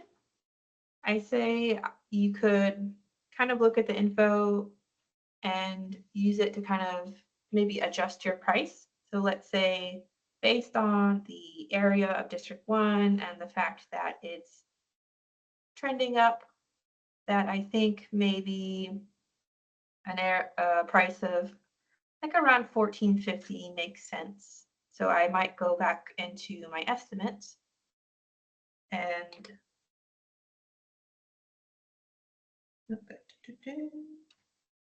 might go back into my estimate and I might actually adjust this to like around $14 or $15.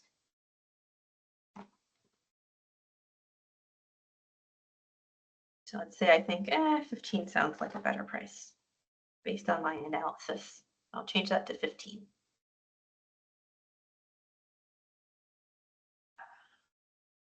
All right. I will give you a minute or two to play around with price history and give me a shout out if you have any questions.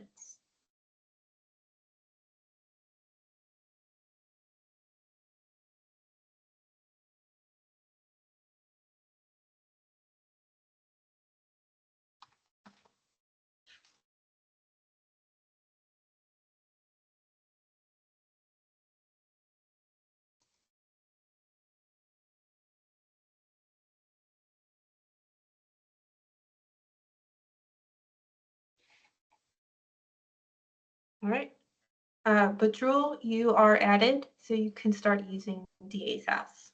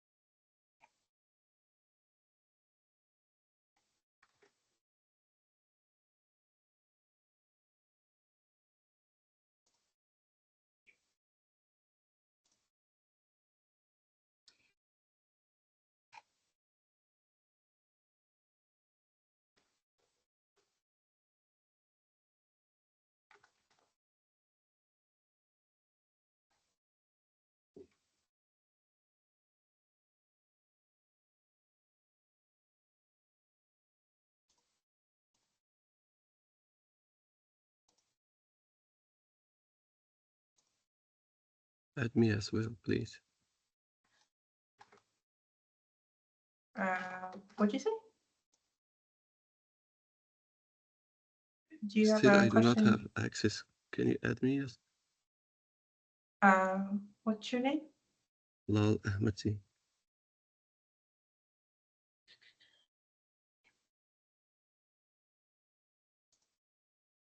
Can you spell it? Lal. Lal. No. L-L-A-L. Yes. Last name Ahmadi. Ahmadci. I don't see you.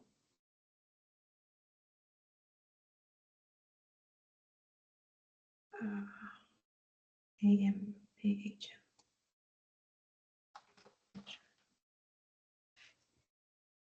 Are you in train one? No, still I do not have access. Oh, then I can't add you unless you unless you have an account in train one, I can't add you. Sorry.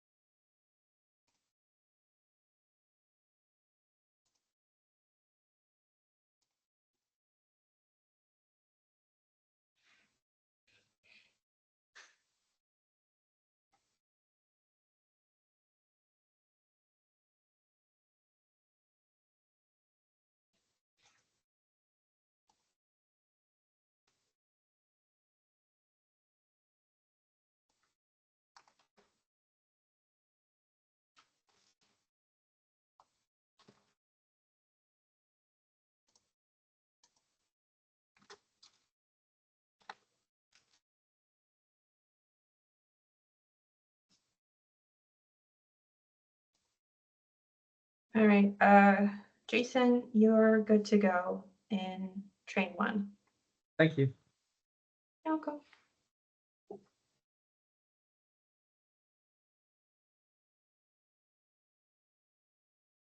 All right. It's been about an hour, so let's take a break and come back at 10 after.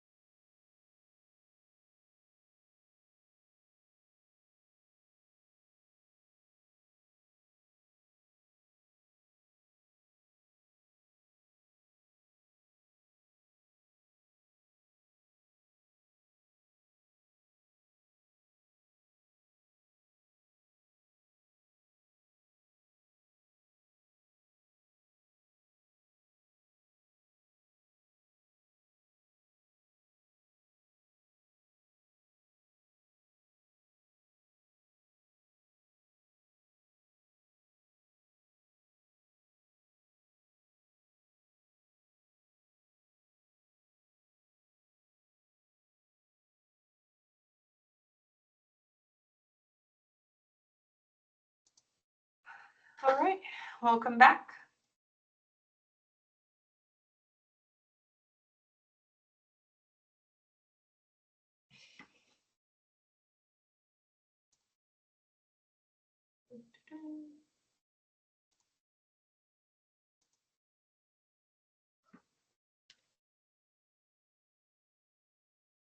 All right, the next instruction is number 19. It's analyzing items with the bid history card in DHS. The bid history reviewer card can be used to search for a specific item and review the historical average price by time period across areas. I am going to use the same item, which is this bridge deck grooving maintenance. And I'm going to click go to bid history card on the bottom.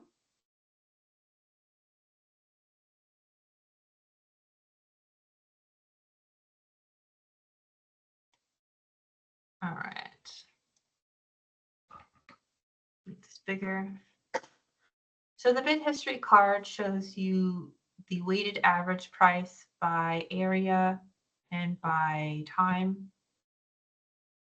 In contrast, the price history will give you more of like the regression price. So that's how I keep them straight in my head. Bid history is average, price history is regression. So this lets you explore the weighted average for your item based on the time. Right now, this is 2 years. You can also adjust things like min-max quantity. So like if I wanted to see, I think my item was 1,009. So let's say I wanted to see between like 500 and 1,500, how that affects the price based on the quantity. There's really not much data for that, so I probably would take that back off. All right. If you had cost indexes set up, like we were talking about earlier about having cost indexes for like for bringing prices forward, if you had that set up, you could select it here and then it would change the prices based on your cost indices. You can, pick a particular vendor. Let's say you want to look at a specific contractor and see how their average prices are. You can do it for a particular contractor. So I am going to just leave all the defaults as is, the 2 years of data, and go ahead and look at this. You can tell that based on the average price for the last 2 years, that in District 1, the price is kind of in the middle. It's like $14. And this is just based on essentially 6 bids ranging from $4 to $25, with quantities ranging from 300 to 1,500, which calculated the weighted average price of $14. So you'll see the number, the currency is the weighted average. The number next to it is the number of occurrences. So there are 6 bids in this district. If you want to see those occurrences, you can click the occurrences link up here, and it'll show you some data. Down below is the price by year, by quarterly, and by monthly. If you don't have anything selected, it shows you statewide. But if you do have something selected, it'll show you like District 1 and it'll change based on that. So statewide, the little crosses are average low 3 and the diamond is average of just the low bids. So you can see statewide, in 2023, the weighted average was around $14. By quarter, you can see that it kind of goes down in Q2, goes up in Q3. It seems to go up kind of a bit in Q3 a lot. And then you can see the weighted average by month. And if you hover over, it'll tell you the prices. So this is just a way to kind of look at the average price for an item. And you can kind of see how that changes based on where you are in the state and what time of year it is. Now, Q3 seems to go up, so maybe if you're planning to do your project, it's going to be let in Q3, maybe make the price a little bit higher. Any questions?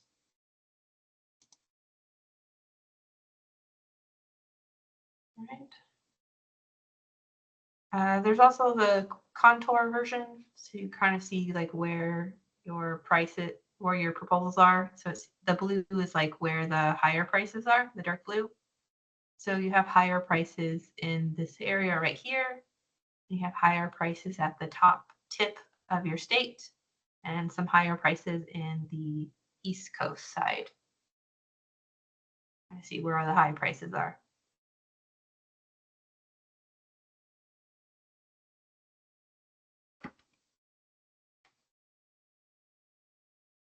All right.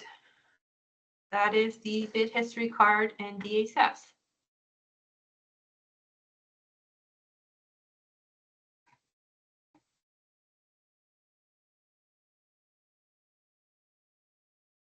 Next up is reference pricing. You can add a reference price to an item in a cost estimate. You can use one of three options. There is percent of, percent on top, and if you do amount, you can just enter an amount or you can do some sort of formula. Formulas are written using Python. We are going to put a reference price on our mobilization item. The mobilization item, we're going to make it just 10%. You can do, this was brought up in the previous training where you guys do mobilization as a percent of the bid items, not including the non-bid items.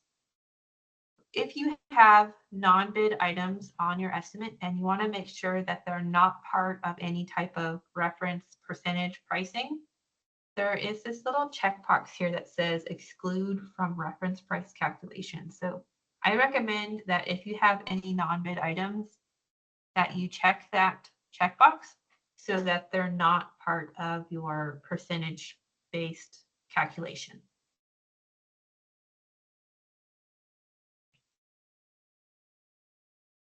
Okay. So for the mobilization item, this is instructions 20 on the guide. You're going to search for your mobilization item. You can do this either from this tab or from the worksheet. Either area works. You're going to click the details button next to the price. And you're going to pick reference under the list of methods.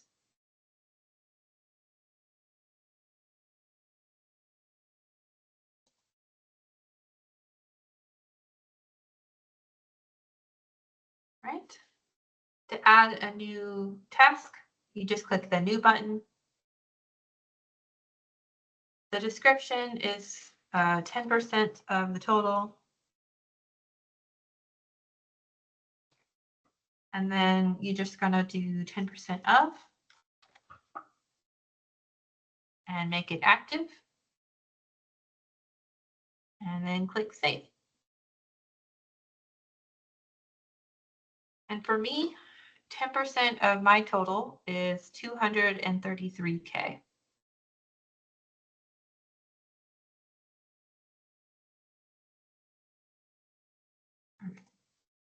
Someone asked this in the last training, so I'm just going to mention it here. You might be wondering what's the difference between percent of and percent on top. So if you have your total estimate is $90, then if you calculate your mobilization as 10% of, that would be $10 for your mobile item, because 90 plus 10 equals 100. So 10% of 100 is $10. So this is percent of. percent on top would be all of your other items total $90.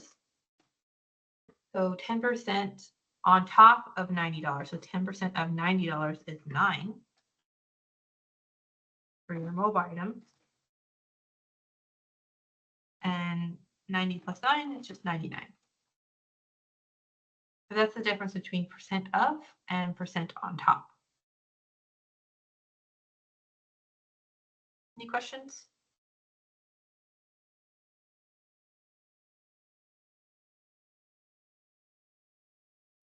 All right. Instructions 21 is just to see what the price is for 10% on top instead. You can create a new row and then make the new row active and make the old row not active, but to make this easier, I'm just going to use the same row and I'm just going to switch it from percent of to percent on top. And then just click save. And it was 233K and now it's 210K. So percent on top is less. So this was 210K for mine. And this one was 233K for mine.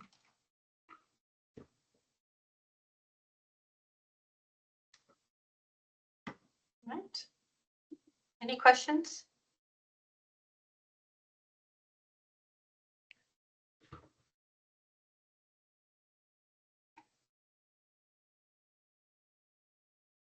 All right. Last option is 10%.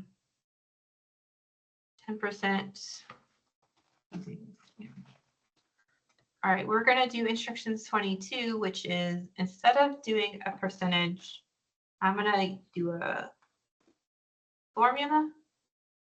So I'm just changing the field from, instead of a percent, I'm just going to put 0 in the amount for now, because then we're going to add a formula.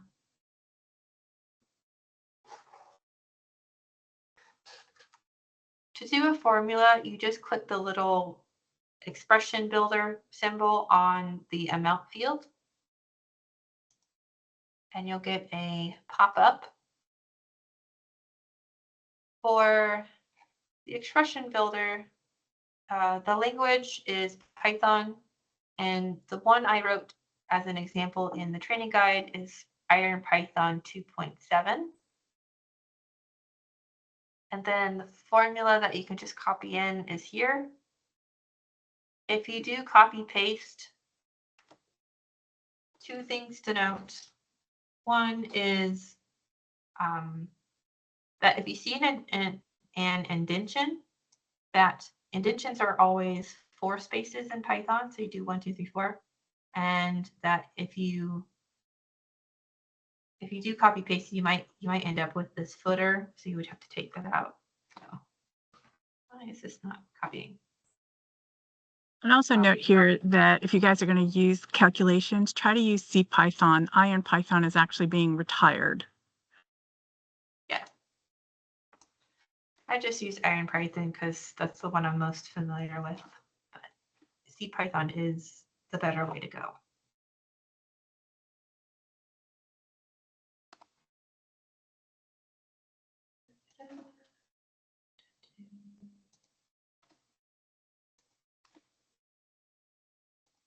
Right. And then categories. All right, so indentions are 4 spaces. So 1, 2, 3, 4. 1, 2, 3, 4. 1, 2, 3, 4. 1, 2, 3, 4.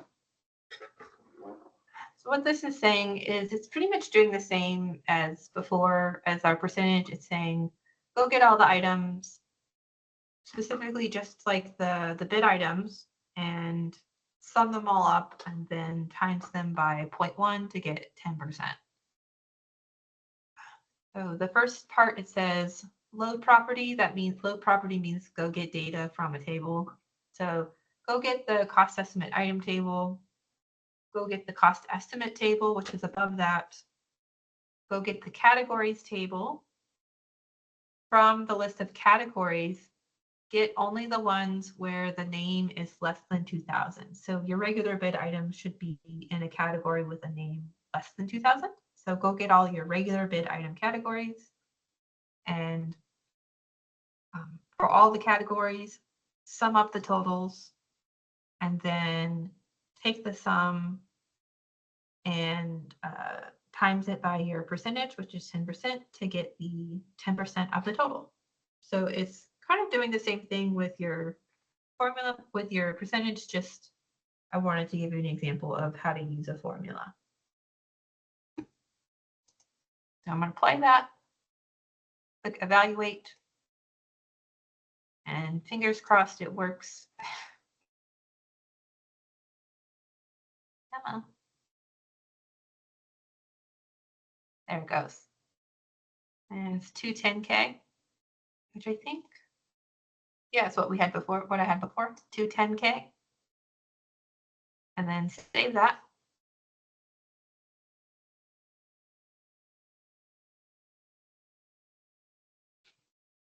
It might take a second to save.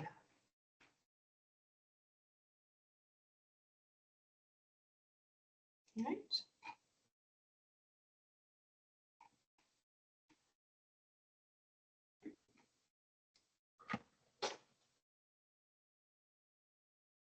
All right. So we have gotten through the first 5 steps of this. So we did our concepts, we added our location points, we did our cost estimate, we did all of our categories of items, we priced all of the items on our cost estimate, and now you should be ready for advertisement. So in the process flow, you should be here, this brown box.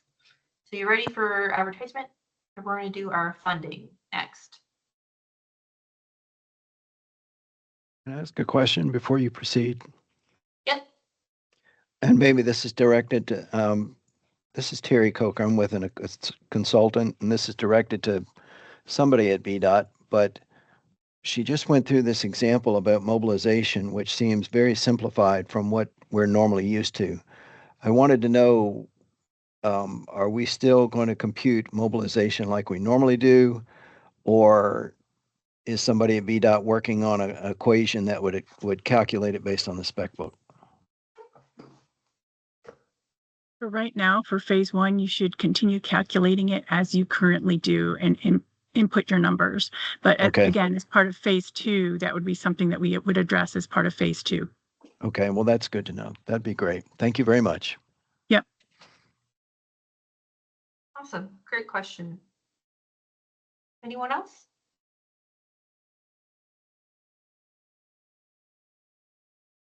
No? All right. So go to the cost estimate funding and reports chapter, which is page 74. And I'm going to go back to my cost estimate summary.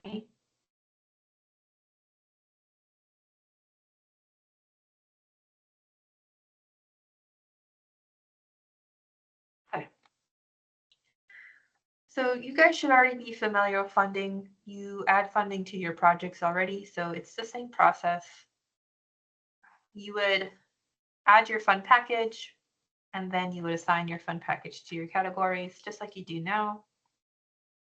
So instructions 23. I'm going to go to fund package overview. I'm going to select my fund package. In this case, it's 80-20. So 80% federal funding, 20% state. I'm going to add that. And then I'm going to assign it to my categories. So I'm just going to do assign to items. And then assign everything to the one fund package, and then click save. So go ahead and do instructions 23 and 24.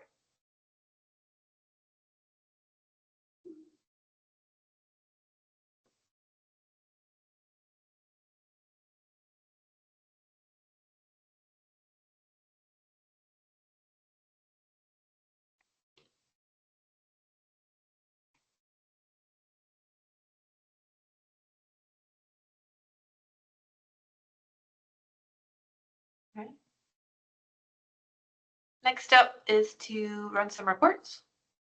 If you go back to your cost estimate, we have a report that you might like. It's called the budget class report. If you click the component actions menu, down here you have the budget class report. So I'm going to just click that. And execute.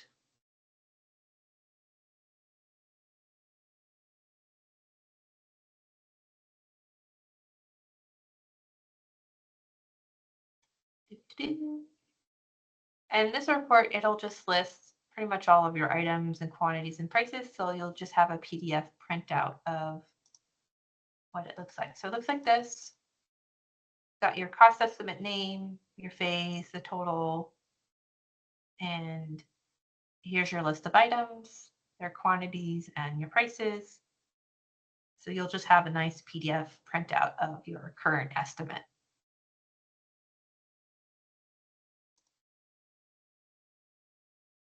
Another report that might be useful is the scope tracking one.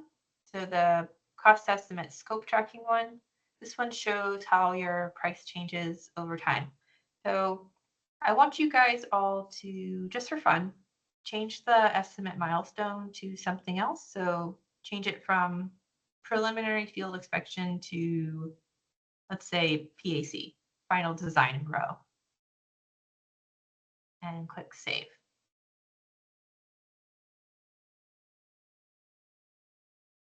All right.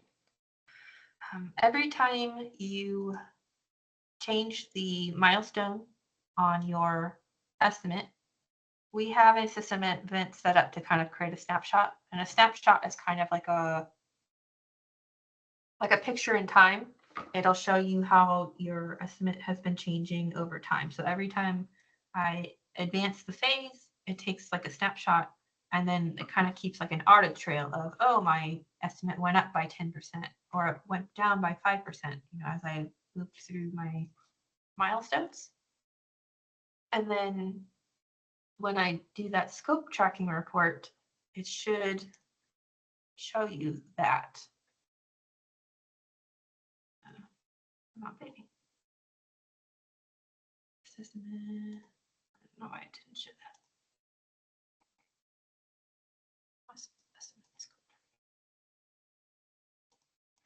That's odd. I'll have to look into that. I'm not sure why it's doing that.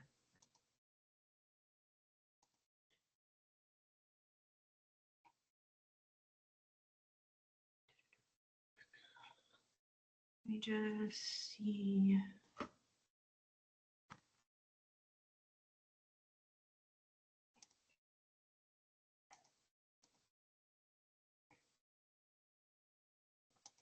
I don't really have access.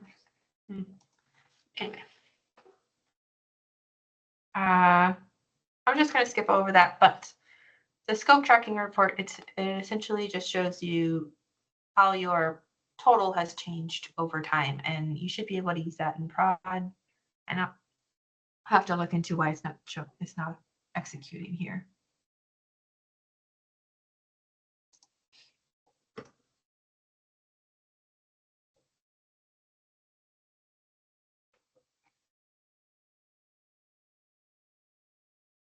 Yeah, odd.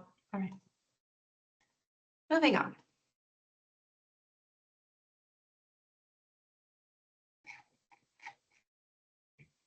Okay.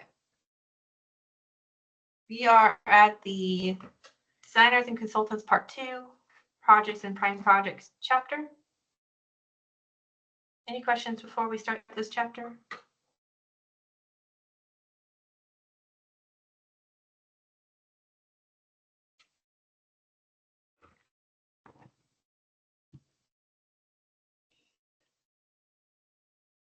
All right. So once you've completed all the work for your cost estimate and it's close to ready for advertisement, you can transition it to pre-construction. You can transition a concept to a project, you can use your cost estimate to build your project items. And once everything is in sync, you can add additional info to your project, such as road segments, bridge segments, extra counties, wage decisions. You would create your prime project. You would run the pre-construction reports like the detail estimate report. You would validate your project. Then you would hand everything off to central office, which is the central office construction division. All right. So click home to go back to your dashboard. Under estimation, click concepts. Search for your initials. Find the one that you worked on today. Click the actions menu. And then pick transition to new project.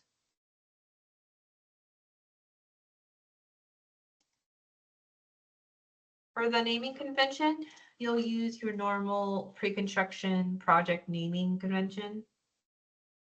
Outside of training, you would just use what's normal, but for training, we're going to say this 104452B32, and then your initials.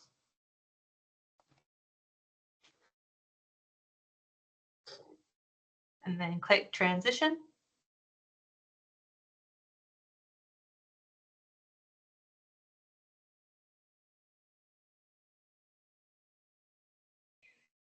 And that is instructions 26.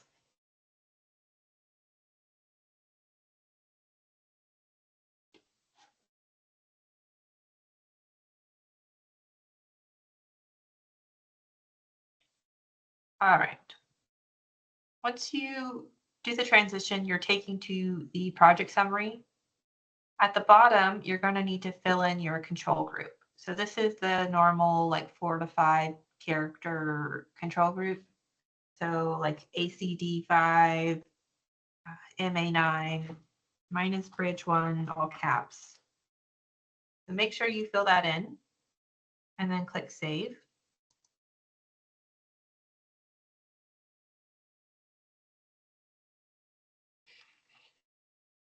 All right. And as soon as you fill in the control group and click save, all of that extra data that we filled in on our concept gets copied over. So things like the work type and urban rural, that all gets copied over, so you don't have to enter it twice. So as soon as you fill in the control group and save, that stuff gets copied over and you're good to go. On your newly created project, you should fill in any remaining information. So I'm going to fill in this. This is on step 10 of instructions 26. So down on step 10, there's some additional info that we can fill in.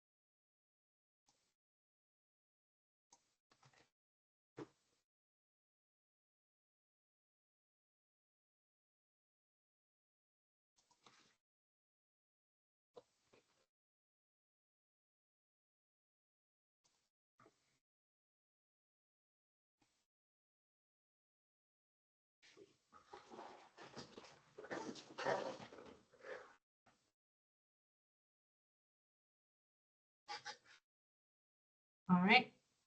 Anyone need more time? Actually, Tessa, when I go to transition, I'm getting a system error. I Maybe got the try it same again. error. All right.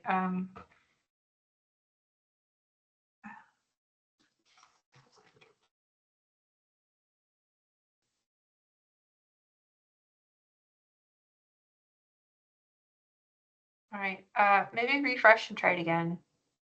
Yeah, I've done that actually. Not missing any data. You want me to try it for you? Yeah, that'd be great. Okay. Yeah.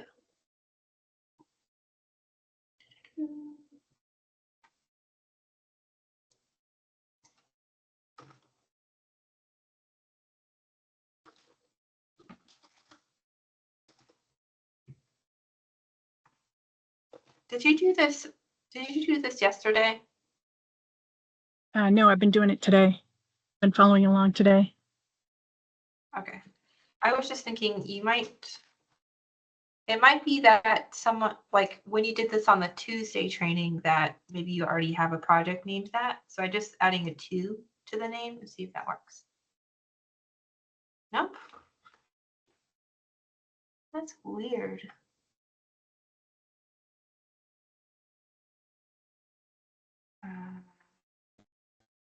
You don't have an estimate? I've been working in it all along. There it is. Which one?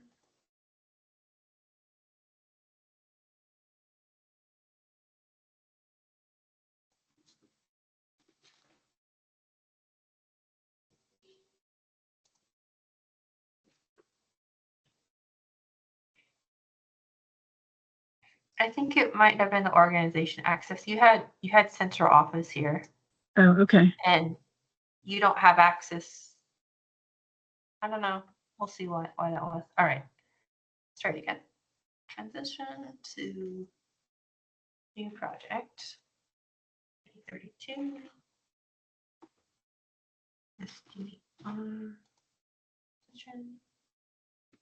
Nope.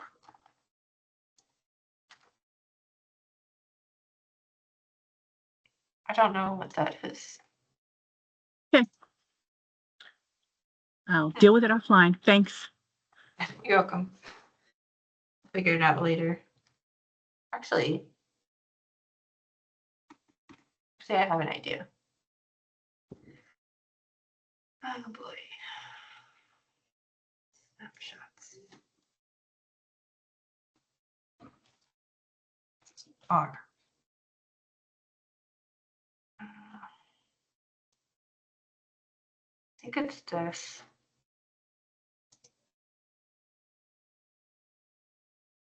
Maybe. Is it because there's too many of them?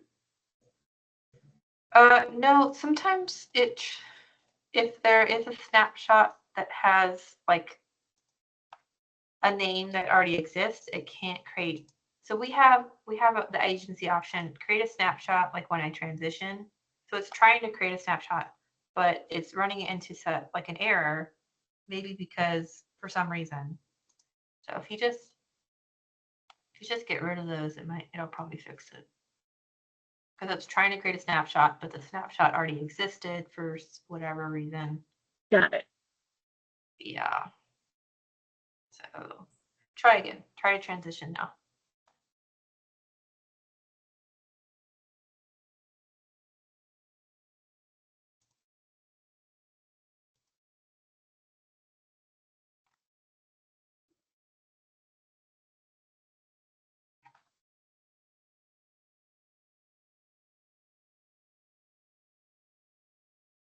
Nope, still got the system error.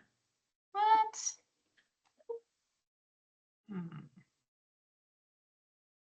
right, That's we'll okay. just- Yeah, okay. we'll just deal with it offline.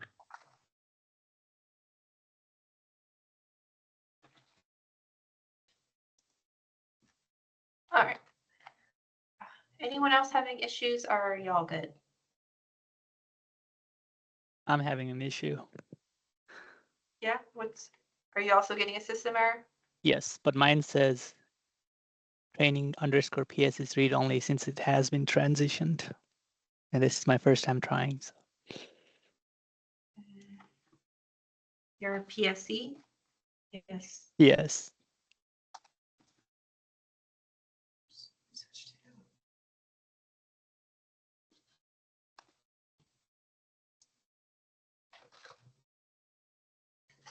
I don't see a PSE. Just PS. Oh. There we go.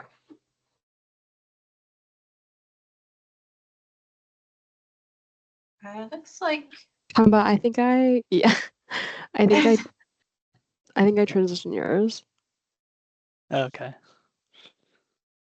yeah.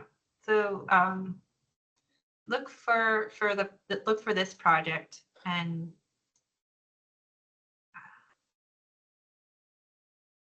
maybe just use that project going forward, and whoever was actually PHS. I don't know what you want to do.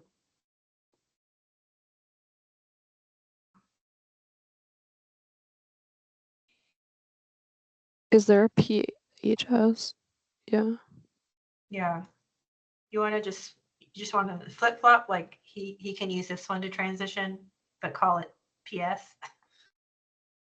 I tried doing PS2 and didn't work. Well, you would have to use hers. So basically, yours is already transitioned. So use hers, which is PHS, and transition this one and call it whatever you want. You can call it like my project, no touching. Whatever works for you. Hey, Tessa, how'd you find that control option? Once you transition, I can't see the option anymore. This? No, to control the project. To control the project. Yeah, when you first transition, it will ask you if you wanted this project to be the control project. Mhm. But once you transfer, if you can't deselect it or select it again. This you can. It should still be there. So, okay. It's on Project Summary General tab. There's a little Okay, control got it. checkbox. Yeah. Thank you.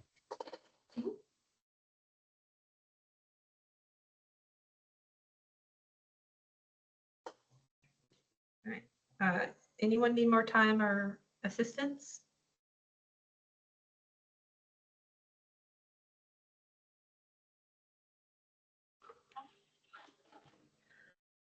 Okay. Next step is to build your items. The build project items process just copies all of your project items and categories and funding over onto your project. You should only do this when you're pretty much done with your estimate. So you should wait kind of till as far towards the end as you can. So wait till you're pretty much completely done with your estimate before you do this. To get to your cost estimate, if from Project Summary, there is a link at the top called Cost Estimate. And if you click this, it'll take you to your cost estimates. Then click the Cost Estimates tab. And you'll see here that your estimate was kind of moved over. It got unattached from the concept and got attached to your project. This is instructions 27. If you had multiple estimates, they would all be listed here, and you should make sure that you're picking the correct one to build off of. So if you have like 3 estimates, make sure you're picking the right one to build off of. Just click the row actions menu and then build project items. And this will copy over your items, categories, and funding onto your project.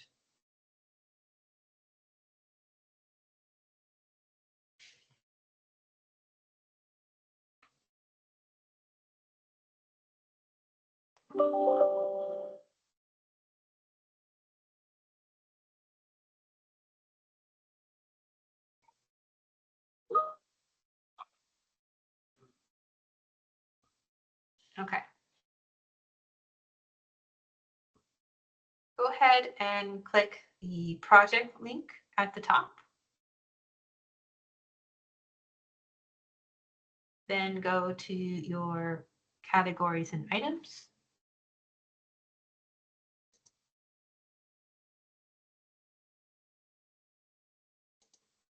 You'll notice that your category was copied over. It was 0-100. You can fill in additional information as needed on your category. In step 5, it kind of mentions what to fill in. So I'm going to fill in like the section number. I'm going to fill in the maintenance activity.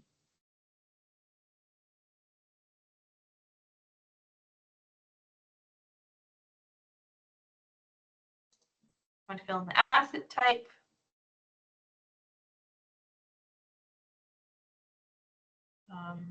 Federal structure ID.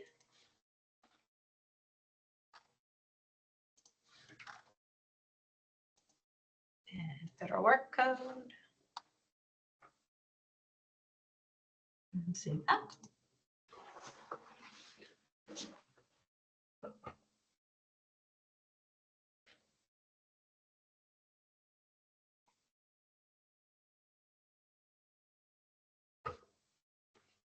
And then if you click the items tab, you'll notice that all 27 of your items, they were all copied over with the quantities and prices.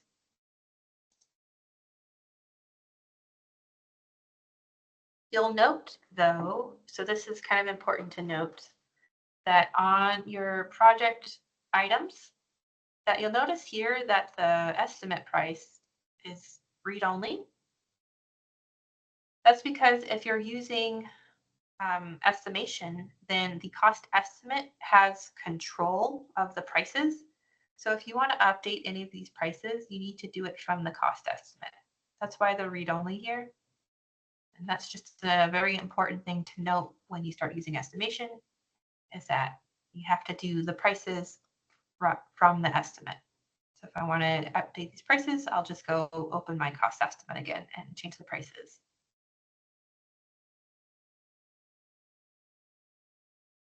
Any questions?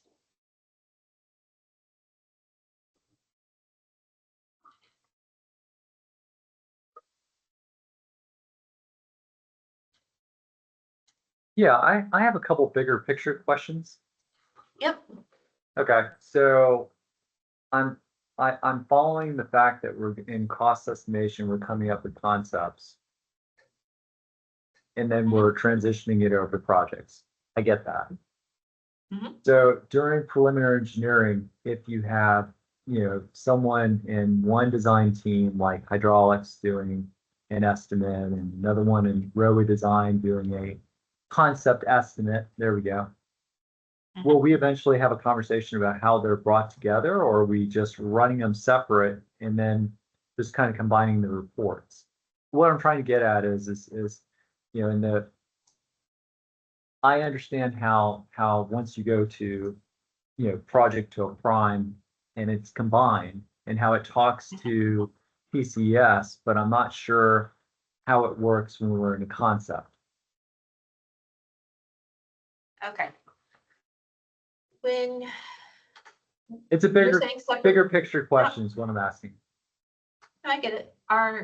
When you have separate groups working on separate estimates, do those become separate project or do they become one project?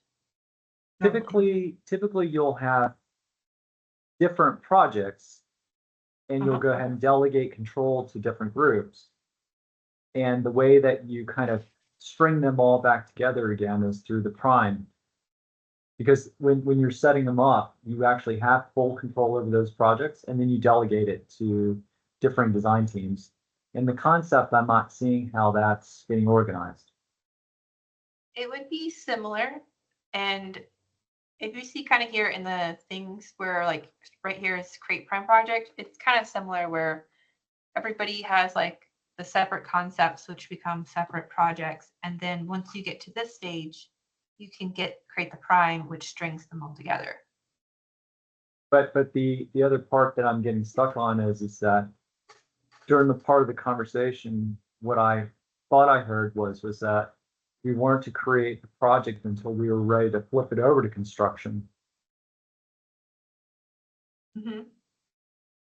And what I'm trying to say is that in the older way of doing things, I'm just trying to realign how I'm thinking about how the estimates are supposed to work.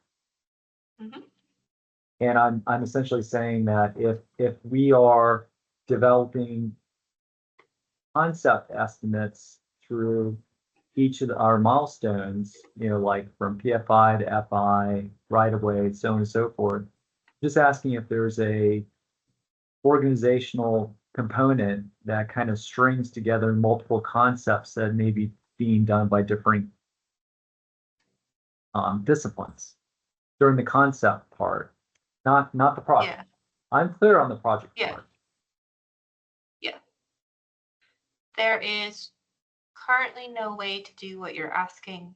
The only way to string things together is the prime project. And theoretically, you could do the transition to a project earlier than what we're saying if you want to make sure that all the projects are kind of linked together through a prime. The only reason I was saying you should wait to build project items till like the very end is just because of that difference of having to like go to the cost estimate to do like the prices, but like the project you could do like categories and items. So it's just this part that says build project items that you should wait as long as you can, but this transition part, you could theoretically do that earlier so that you could string things together with a prime. So if I'm understanding correctly, you're looking to be able to take different concept projects and put them together to see what an overall estimate would look like before transitioning to pre-con. Is that what you're asking? I think the clarification part that I'm trying to be clear on is the fact that, and it goes back to the initial premise, which is the concept estimates. It's my understanding that the concept estimates are being built during preliminary engineering, and that we're essentially going to transition them into projects before we go to advertisement. That's my understanding so far of what I believe I think I've heard. Okay. Where I'm asking the question is that in the past we've gone ahead and essentially worked within projects, okay, that are strung together via prime, and that prime and those projects would actually talk to PCES so that information would be conveyed to the systems, for the project managers for whatever needs that they have at that time. And during each milestone, we're required to go ahead and provide an estimate to our clients. And those estimates are usually broken by discipline, and they're usually being done by differing responsible charge people. So if the answer is that we need to do concept estimates and then essentially print them out and provide those individually to the project manager, that's fine. I'm just trying to seek clarification. Otherwise, what's going to happen is I'm going to quickly transition from a concept estimate into a project. It may lose all the functionality and everything else that was inherent in the concept estimate process. So, Jason, I'm not following your concern, to be honest. Okay. So I'm wondering, why are you feeling so you're thinking that it's going to take too long to do a concept and you need to get it to PCES quicker, faster? Yes.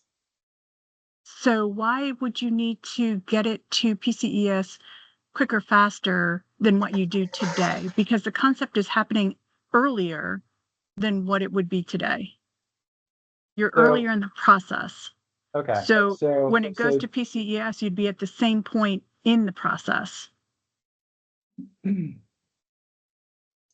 Is the concept estimates applicable to smart scale type projects only? I don't know the answer to that question. Okay. And maybe this is something else just I don't want to drag everyone else down. I'm just simply trying to understand, how this kind of fits into the overall thing, because currently, our project managers are requesting us to provide them with and project estimates, as soon as we can get the information to them. And I'm just trying to wrap my mind around, starting with a concept estimate and how that all works. Okay, so who's asking for the estimates sooner? Everyone in the district wants to know how much the project costs. And I'm just trying to reconcile what format I'm handing them that estimate and where is it coming from. Like, let's say if we're at PFI, that estimate would be coming from what? And it's a general thing. Would it be coming from a concept estimate or would it be coming from a prime? Okay, I see. I see what your question is. So you need to know which phase each piece of the estimate is in. Yes, ma'am, I do. Okay. So I can understand which parts of this come together. Okay. I think we're going to have to take that as an action item and get clarity. Yeah, I mean, for the most part, like up until about here, you're probably working from a concept. So from like here to here, you're working from a concept. And then when you're pretty much mostly done is when you transition to a project.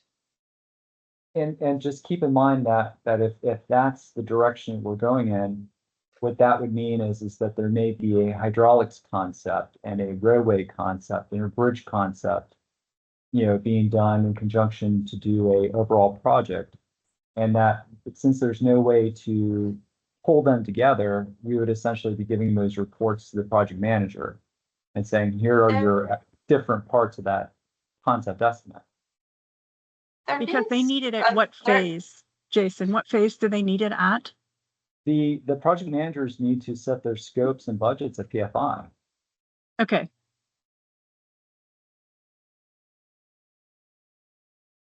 Hey, this is Tracy. Can I chime in a second? Yeah. Jason's doing a great job. Through all of those phases, so from PFI all the way to add, our teams can't see everyone else's estimates. So in the past, we've always had to rely on primes because the control groups keeps us from seeing the other groups' estimates. So the control groups are what's kind of hindering us as far as if drainage is working on an estimate for this particular project, Jason's working on road design, there's a bridge designer. We can't see those three estimates in the concept because of the control groups or the organizational IDs. But we need to see all of them and combine them together at each of those project phases because we've got to, through the life cycle of our design, we've got to know how much it costs at PFI, and then we've got to know what it is at FI and PAC and all the way up to add. Does that make sense? It does, now that I understand the requirement, and we may need to reconcile that perhaps a little bit differently than what you guys are envisioning, but I think that we can probably resolve it as part of phase 2, but not as part of phase 1. So what I'll say is that it may be difficult for me to start implementing, your phase 1 because of the requirements that I'm underneath, or my perception of those requirements are. And I would seem like I would need to jump immediately to a project and a prime.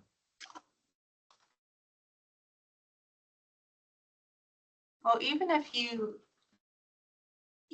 jumped to like a project and prime, you still have the issue of like you can't see it if one group, like if it's in the bridge 1 group, bridge 2 group can't see it. So the way the primes circumvent that is that when the project manager or the lead design engineer is setting up the projects, they're essentially setting up one project and they're copying it, renaming it, with H, D, or whatever else would apply in terms of the UPC number and the alphanumeric. And then what we're essentially then doing is requesting those responsible charges for their group numbers we're assigning them, and then it disappears from the prime because we've already added it to the project, but it doesn't matter because the project will still string them together. Or the prime, I'm sorry, the prime will string those projects together. Yeah, even though you've delegated it out to someone else. Okay. And just to add, Jason, isn't your prime the one that's talking out for your I'm benefit? sorry, I'm having difficulty hearing. Is just to add, the prime is the one that's doing your reporting for your pre-scoping and scoping. The prime is IPM. being the prime is being used for estimates from PFI/scoping all the way up to advertisement, or just like at pre-con. Right. It's bundling those totals that you're talking about from different sections by the prime and reporting out to the PCS. You're not Yes. manually entering your scope dollars. It's coming from the actual system. Well, within PCS, currently it's reading pre-con information. And Yes. It's populating it, okay, with current cost information currently. And I've had numerous times where I've had project managers call me and say, "Where's your estimate in pre-con? It's not being read by PCS." And I'm just thinking, I think I see a gap, between going from a concept estimate doesn't appear to latch on to the way we used to do it, which is fine. It's just, it could cause other problems. I'm wondering if Joe is still on the line and if he wanted to weigh in on this conversation.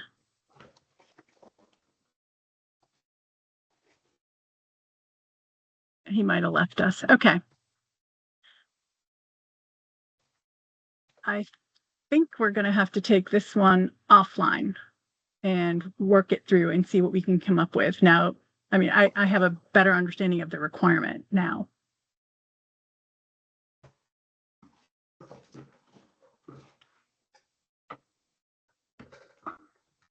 Okay. But unfortunately, this issue did not come up as part of our SME meetings that we've been holding for a while now, which is why I was kind of hoping that Joe was still here. He might be able to answer the question, actually.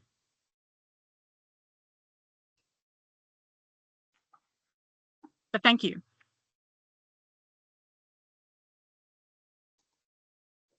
All right. So I took that note down and we'll look into that and see if we can come up with a better answer than what we had. I guess for now we could just continue on with the training and get as far as we can, and then go from there. All right. So for the training guide, we are in the adding road segments and bridge segments. All right. So when you're creating your project, you have the items, you have the categories, you have the funding, and you have your points. What you don't have is if there's any road segments or bridge segments, you'll have to add those in. If you have more than one county besides just this primary one, you can add that in. I won't go, I don't think I'll make you do this just because you guys are already familiar with how to add road segments and how to add bridge segments and how to add wage decisions. So we're going to just skip past those two because you already know how to do that. And we'll skip to the freight prime project, which is page 92. So to create a prime project, you do that just like you normally do, where you go to prime projects under pre-construction and you click add. And you enter in your prime project ID, which is this with your initials at the end.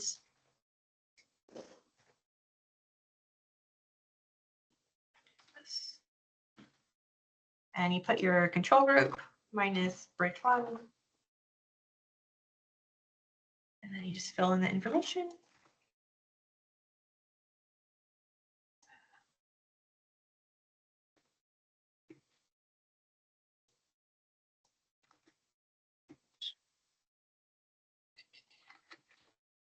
click save. Oops. Where did that go?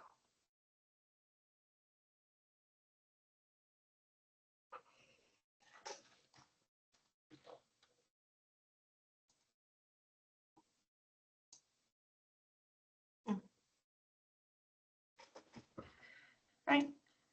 And then you associate your project just like you normally do.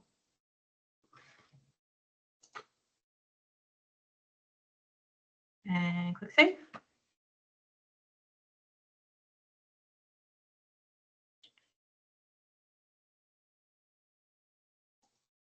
Any questions?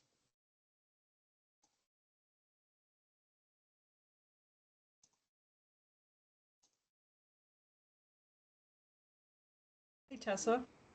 Hmm? I created a prime, but now I can't see it. Yeah, I just noticed that too. I think something's up with the I role. should be using my original control group, right? Not the new one. Yeah, the assign role access rights.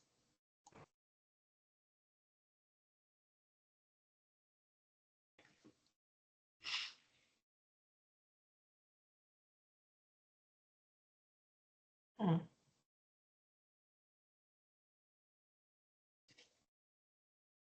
Says control group is equal to control group. Oh, that's right. And then assign components. Oops, not that one.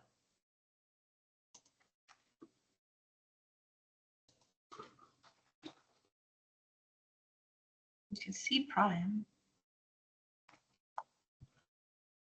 What?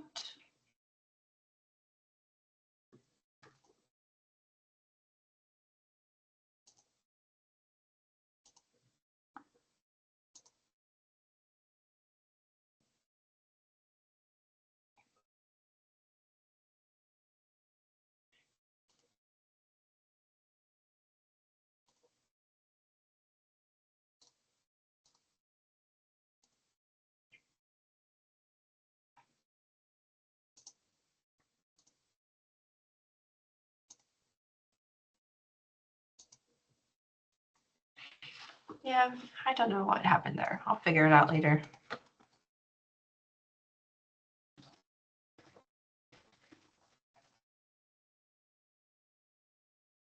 Just add that for later.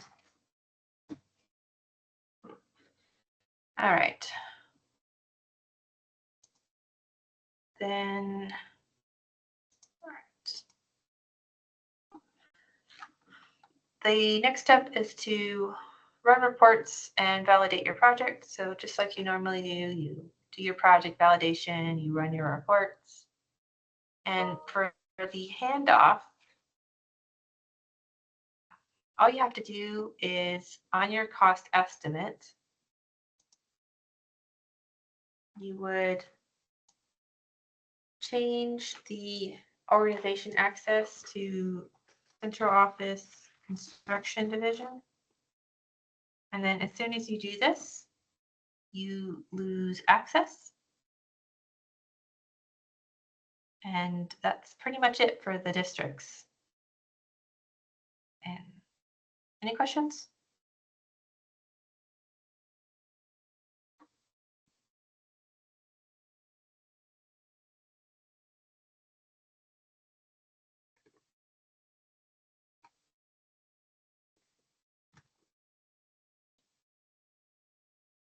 Okay.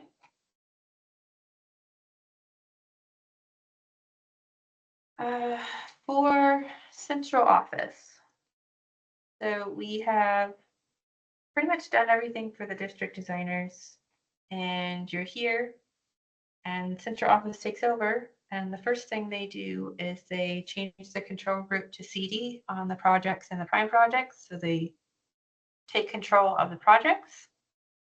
They create their proposal, they do their letting and their advertisement letting, they prepare for that.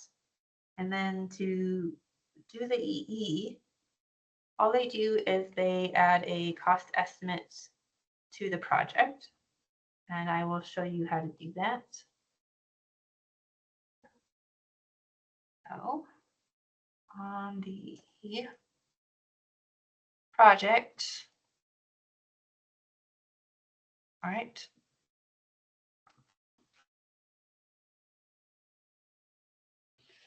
Okay, so normally it would be this proposal coordinator role.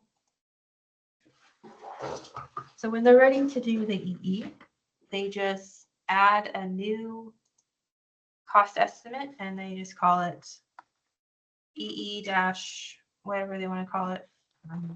Training. What's going on with training? And they set the milestone to EE.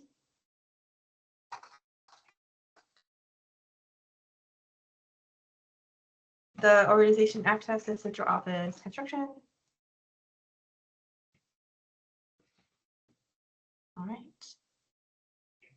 And then this step is important. You choose the EE as the new controlling one.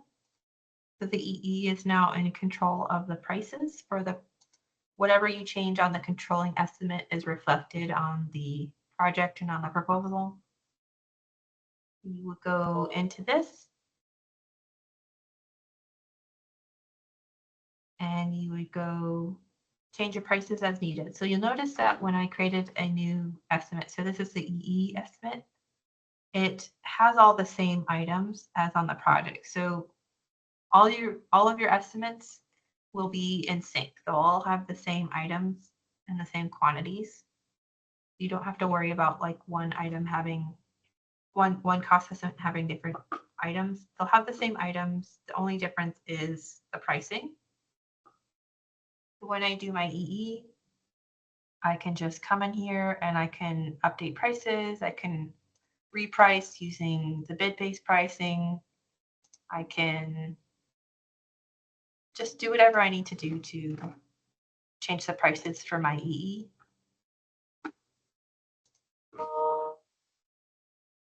And then you'll see when I go back to that project cost estimate summary that the prices are different. And then the price from the controlling one is the one that's reflected on the project. So this is 2316. If I go to the project, this is 2316.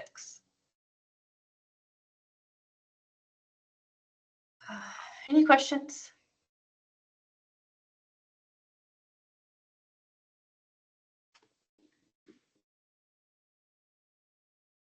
All right, that's kind of all I wanted to show today.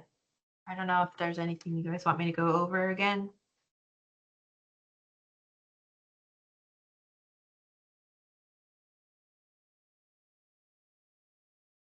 No? Susan, did you have anything you wanted to talk about with the group?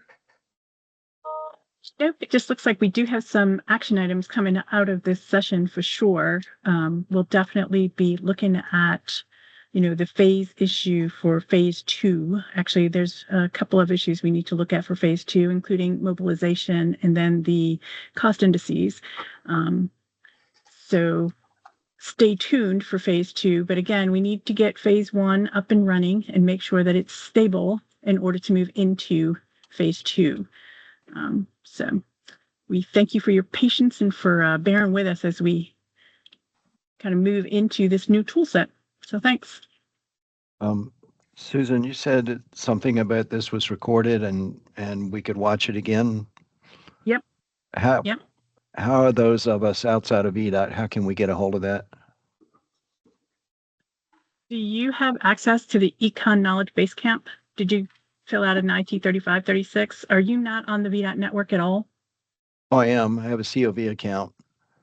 Okay, if you have a COV account, you should be able to get to the Econ Knowledge Base Camp. And if you go under AWP or Education Resources, the recordings are there.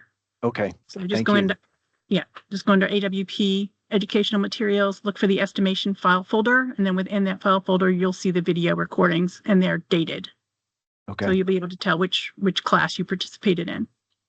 Okay, thank you very much.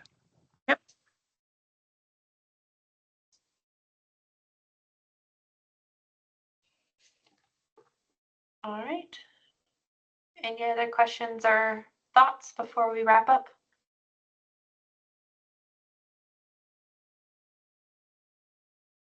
No? All right. Well, thank you for your time, and I hope you have a good rest of your day, and happy Thanksgiving next week. Thank you, Tessa. Thank you. Thank you. Thanks. Thank you. Take care. Thank you. Thank you.